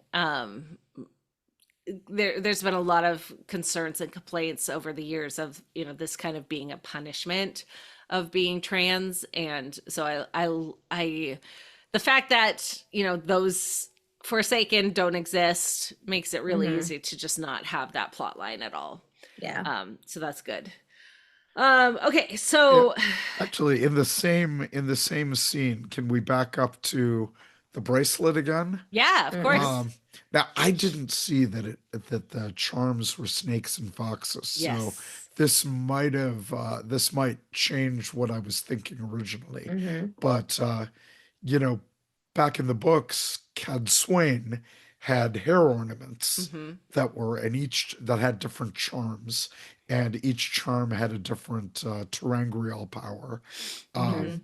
And the first time I saw this, I was like, oh yeah, I was already expecting sort of Elida and Cad Swain to sort of merge in the show as a character. And Mhm. then this particular thing, I wondered, oh, is that going to be a thing that's used as Cad Swain's hair ornaments? Because they do have a function later on. Mhm. Yeah. What do you guys think?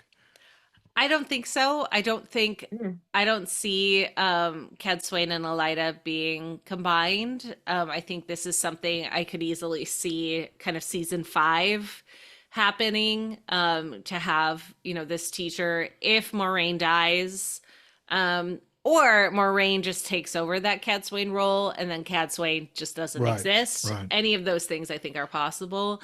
Mhm. But especially knowing that the bracelet came from the Finn, Yeah. I think What do you think it does? I don't know. I think, okay, so she asked for 3 needs, 3 wishes, of course. One is to leave, I'm guessing.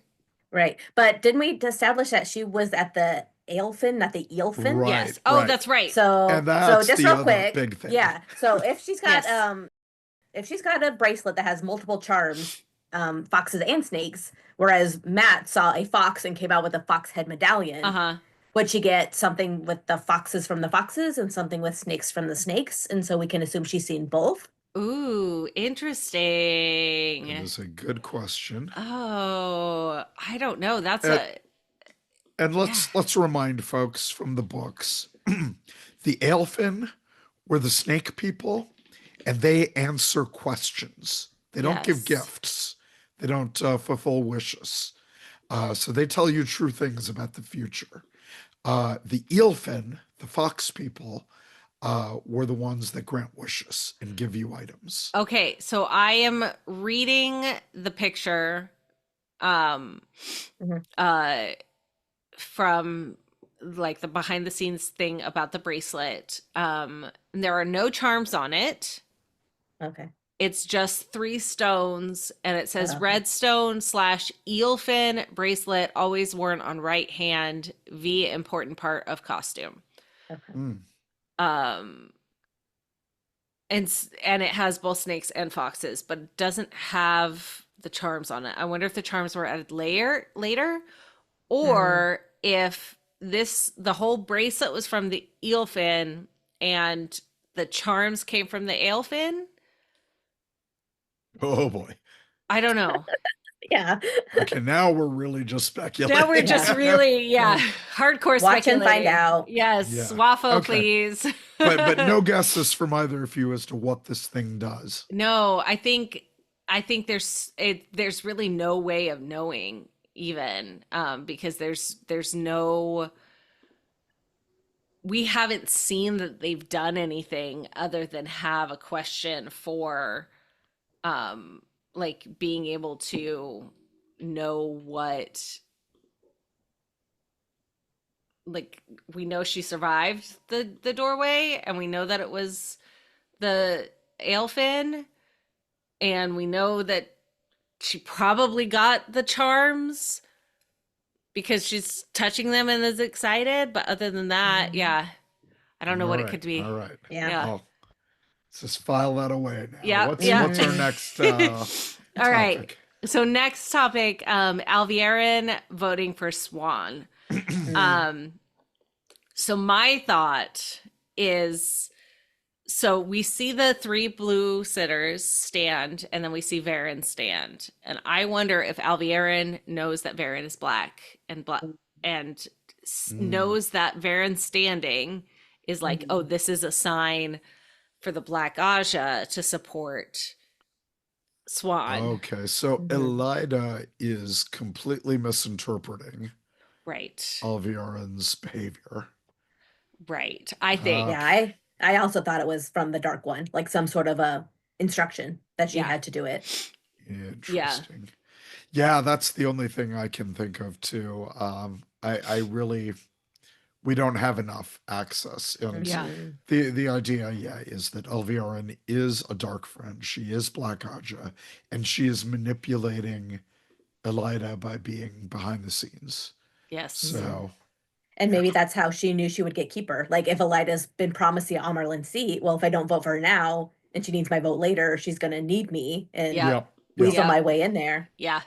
That's a logical thing to do, honestly. It's almost like makes there could have sense. been a whole bunch of deleted scenes between those two Right. that sheds light on this. But okay, I can see it. Okay. I can see it.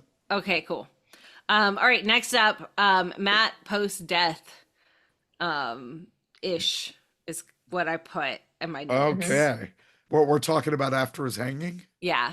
Yeah. All right. My first question. All right. So in the books, and I guess with the Fox's deal too. Right. So in the books, Matt had holes in his memory because of his long association with the dagger.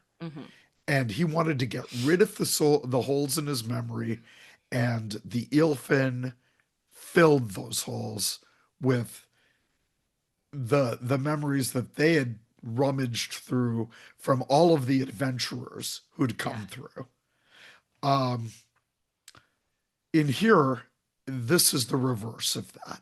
So they've actually taken away memories from basically the heroes of the Horn. Yeah. So, where does that leave Matt?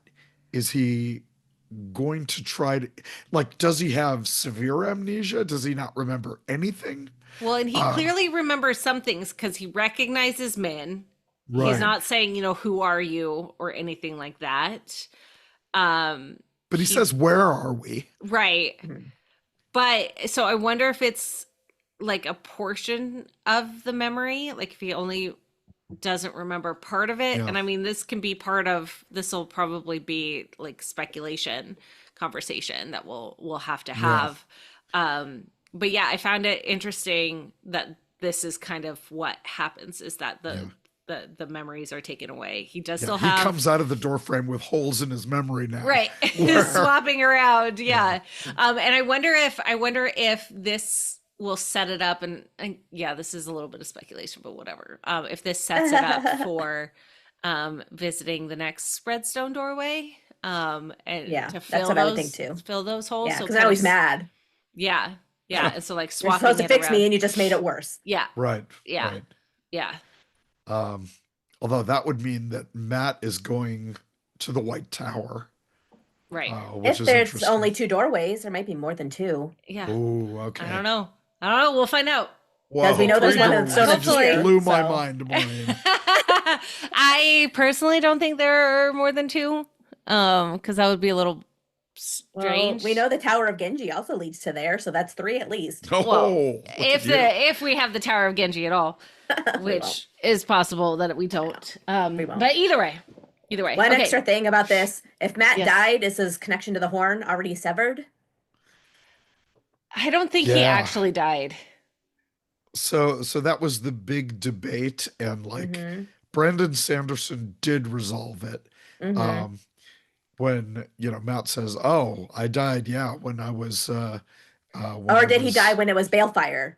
Remember, Well, that's he the did thing. die. Matt thinks that he died when he was hanged, but some other character, I forget who, said no, it was a different time, and that Yeah. was implying that it was when he was bail-fired. Yeah. And that Okay. was actually another book thing that I wanted to ask about, is like, Mhm. I didn't think Balefire would be introduced Mhm. in the show. Yeah. I mean, it is such a Wheel of Time thing, Mhm. Yeah. but like the only real thing that Balefire does, other than like just starting to shake apart the pattern, is it does bring Matt back to life, Yeah. and severs his connection with the horn. Well, and it makes it it's a weapon that's powerful enough to take out the Forsaken too. Mhm. Is the other thing. Yeah, And without- the only way to without kill that the Dark resurrecting. Hounds. Mhm. So there's Yeah. so you don't have to only have a power wrought sword to be able to kill the That's a Forsaken. good point. Um And then it is Egwene's like purpose. Like her whole purpose in the book is to heal Balefire. yeah. Yeah, to create the anti-weave. Yeah. Uh-huh. Yeah. So I Flame think of Tarvalon. yeah, we'll see. We'll see. Cuz there's so many things that are in the books that are set up to not be done in the show because it's a lot, because obviously there are, I don't know if you know this, but there are 14 books and a prequel. That's a lot of words. It's a lot of words. Okay, anything else for Matt? Let's see. Well, Foxhead Medallion, we know that was Yeah. given to The him for Ashendari. the Oh, the Ashendari, Ashendari. yeah. Mhm. It was hard to gotta see. I thought it was rewatch. there, but Yeah. I Okay. wasn't sure. So But we never see him like take it. No, because he's we haven't seen anything other than right, he's on the him. floor. Yeah, What, on what the if he floor. got the Ashendari, but he just left it there? I bet you we'll have some flashbacks if they give us season 4. Just kind of wrap up how they got on the boat and where they're going next. Yeah, and or he's walking with it the whole time, or whatever. something. We'll see. We'll see. Yeah, I mean the Ashendari, other than being a damn cool weapon, it is, its magic was the ability to cut holes out of Sindel, the land of the Eilfin and the Eilfin. So, if we had a rescue Moraine from there thing, which I don't think we're gonna have, well, maybe we will. Who knows? Especially if Matt goes in again through the White Tower gate or something. Yeah. Then maybe he will have to cut his way out. But that was the reason for the Ashendari. Yeah. Right.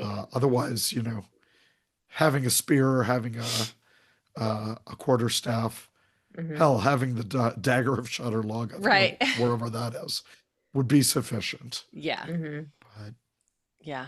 so we'll see. We'll see. Also, it marks him for the Daughter of the Nine Moons. Yeah. It makes them for Tuan. Yeah. But we'll see about that. We'll see. Okay, so 90s block release. So cool. I loved this, especially because Lan was not involved. Yes. Because in the books, Lan kind of pulls her out of the water after she breaks the block, and this way it's all her. This is all her. she doesn't. Yeah. She don't need no man. She don't. Yeah. Well, deep really cool. Like if what I think happened, it becomes more of like Leandrin trying to teach her, like giving her the tough love to teach her. And so then that's it. Yeah. Lesson learned. Yeah. I can't wait to see. I mean, and, and it did make sense to block her because she is so overpowered. But now that we're 3 seasons in, and Yeah. maybe if we get 3 more halfway through, like she needs to start being badass, like Yeah. more Yep. badass because she already is Yep. badass. Yeah. Yep. Agreed. Okay, so Samael versus Asmodean versus all of that. We almost had a teacher, and I then know. just When kidding. that when Maureen said that, I was Yeah. like, Asmodean! So yeah, we do know, or we think we know because of the little statues, that Yeah. Asmodean is still somewhere out there, somewhere coming in. But he obviously does not have the same role. Right. So Samael was Lanfear's offering as a teacher Yeah. in this show. And the who killed Asmodean, meaning who killed Samael in here, was resolved pretty quickly because Yeah. we saw it on scene. So we got those beats. It just Well, didn't play out that way. or we didn't get those beats, and we will have Asmodean in the future, but like Rand is going to find him and trap him for himself or something, as opposed to being a gift that Lanfear has presented. Yeah. So these beats are still possible. I doubt it's going to be a who killed Asmodean situation Right. because That's- but I know these are all things that could still happen in the future. Yeah. Yeah. I think my Maybe- main thing is, though, with the teacher thing, is that channelers just don't seem to need teachers in this world. Yeah, not nearly Rand as could much as they do need to in the books. plenty No. without being instructed. So Yeah, I I don't think know. it's What sort of if- beside the point. What if Asmodean shows up at the Black Tower? That would be kind of cool. That would be cool. Or awesome. we have no Asmodean, and Damodred is a musician and becomes tame, There we and go. all of that combination there. Possibly. I just give me the Black Tower, no matter. Right. I what. know, right? I don't Right. care how Black it Tower. manifests. Just give I it to me. I know. I want the Ashaman. Okay. So the tied off shield. How do we think Maureen learned it? Do you think Lanfear told her? That's what I'm thinking. I think Uh-huh. it's a Lanfear thing. Yeah. Because because Lanfear helped provide Samael to Maureen, she then also like taught her how to tie off the shield, because she has to be able to, loosen the shield so that Rand could Yeah. learn how I to mean, channel Moraine things. was a victim of a tied-off shield. Yeah. That's true. Yeah. I mean, it was male work, so Mm-hmm. I don't think she could perceive it, but Yeah. at least conceptually, she knew that it could happen. Yeah. So it doesn't stretch the imagination to say even she figured it out first. Yeah. No, that's true. Like, you know what to Yeah. look for. Now you try things, and okay. Yeah. Okay. But in the books, the tied off shield could be broken. It can be And untied. you could, Yeah, you it was can pick at easier it. to break because the knots I mean, were so- hard. Yeah. She's Oh, not so- nearly as powerful as Samael. Like, how could he not break through her tied off shield? Well, because it wasn't breaking through the shield. You had to go through and untie it. Uh-huh. And so you could feel that. She could feel Just the subtlety. He doesn't know how to do it, maybe. Yeah, which that tracks because he's not very subtle. I mean, Yeah. can we talk about Samael here? He's such a freaking wimp. Oh here. my goodness, Aw, such a be little nice. baby. Oh my god, a loser. I felt a little sorry for him. Because he could have been more, but we Yeah. needed to get through this. So that's Yeah. Okay, Melindra is my next one. So I was actually talking with my sister about this, and she talked about how Melindra betrayed her dark oaths, and it kind of seemed like a throwaway. Who cares? And so she said that she thought they were showing it just so we have reference to it. So later, someone else is gonna, break their oaths, so we can Yeah. see exactly what happens. And I was thinking Leandrin. That's what I've got her pegged for. Oh, maybe. interesting. I was The first- thinking Varen. I was thinking Varen too. Yeah. Uh-huh. Like, I've got information to tell you, and Uh-huh. I've got guess about that's 20 true. seconds to do it. Yeah, So. I think, but I could see Leandrin doing it. When I spoke with Kate Fleetwood and asked about, the ability to, come back into the light. Mhm. Obviously, she made no speculations because we don't know, but Yeah. I think that could be, I think it could be really interesting if that was to happen, and she does it to like save Nynaeve maybe Mhm. or something similar. Mhm. I could see that happening. Yeah. Um, okay, two more things. One, Couladin, obviously in the books, Asmodean does the dragons. I like that they had Lanfear do it. Mhm. I think that worked really well because it makes sense in this Yeah. Like she's No just so petty storyline. right Yep. now. So Yeah. petty, so petty. And plus, we got more Savannah, so Yeah, that was definitely. great. I'll take that. Mhm. Stunning, stunning. And then lastly, I have Moraine. Obviously, she didn't die. Which was so perplexing. Like I was I know. 100% ready for her to What? die. Right? And she didn't. And Uh-huh. um, I know a lot of this. So this has been talked about a lot. Rafe was discussing like one of them needed to die, and it makes sense to have Swan die in this sense in this part of the story. Mhm. I know a lot of people are complaining because she does so much in the future, but the truth of the matter is that any of those things could be done by somebody else Yep. or not at all, and that's okay. And Rafe was talking about how Sophie is such a phenomenal actress, and by having her have this, incredible speech Mm. lets her be this powerful like loss as opposed to the infant that she was in the books, basically Mhm. like it just such a pushover and just a whiny little baby. Mhm. And so the fact that Swan died, Moraine didn't.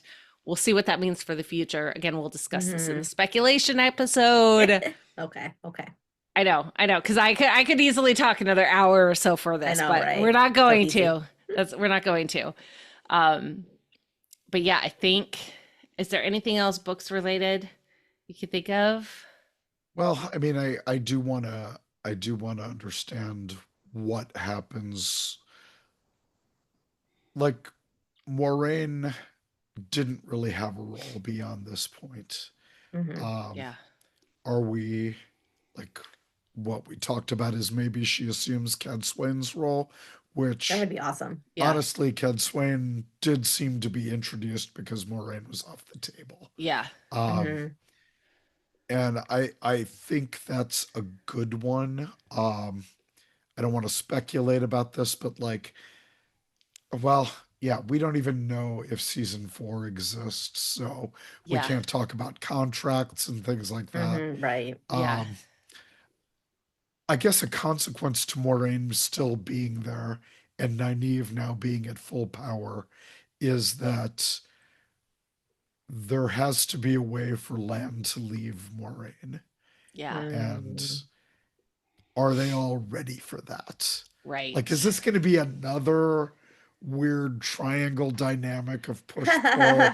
Because we kind of went through that in the Yeah. beginning. Yeah. Mhm. I And I think don't I know could. that we need to do it again. Well, and I think it's entirely possible though too that Moraine does die in the future. Yeah. Um, you know, She just dies in the first episode of season 4. listen, Surprise! She okay, bleeds out so from I his know we said we sword. wouldn't speculate, but I'm going to put a little bit here. I think it's entirely possible because in the book, that's what happens, right? The whole battle with Lanfear and Moraine happens in the beginning of what, book 5?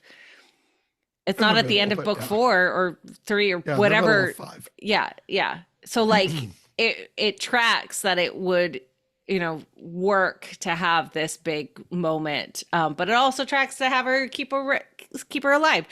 Rosamund Pike obviously is really passionate about the project. Mhm. Yeah. She She's amazing. is Super incredible, invested. so invested, and I think Mhm. it's really special to have that Mhm. with everyone that we've spoken to. everyone is so passionate about the show, and you can see and feel how much they care. And I think that's really, really special. And I love that for all of us. And so I think, yeah, again, we're not speculating, but I hope, especially with the incredible grades and ratings that this has gotten, it would be stupid of Sony and Amazon not to renew it. Yeah. Yeah. So suck it. Okay. Anyways, anything else?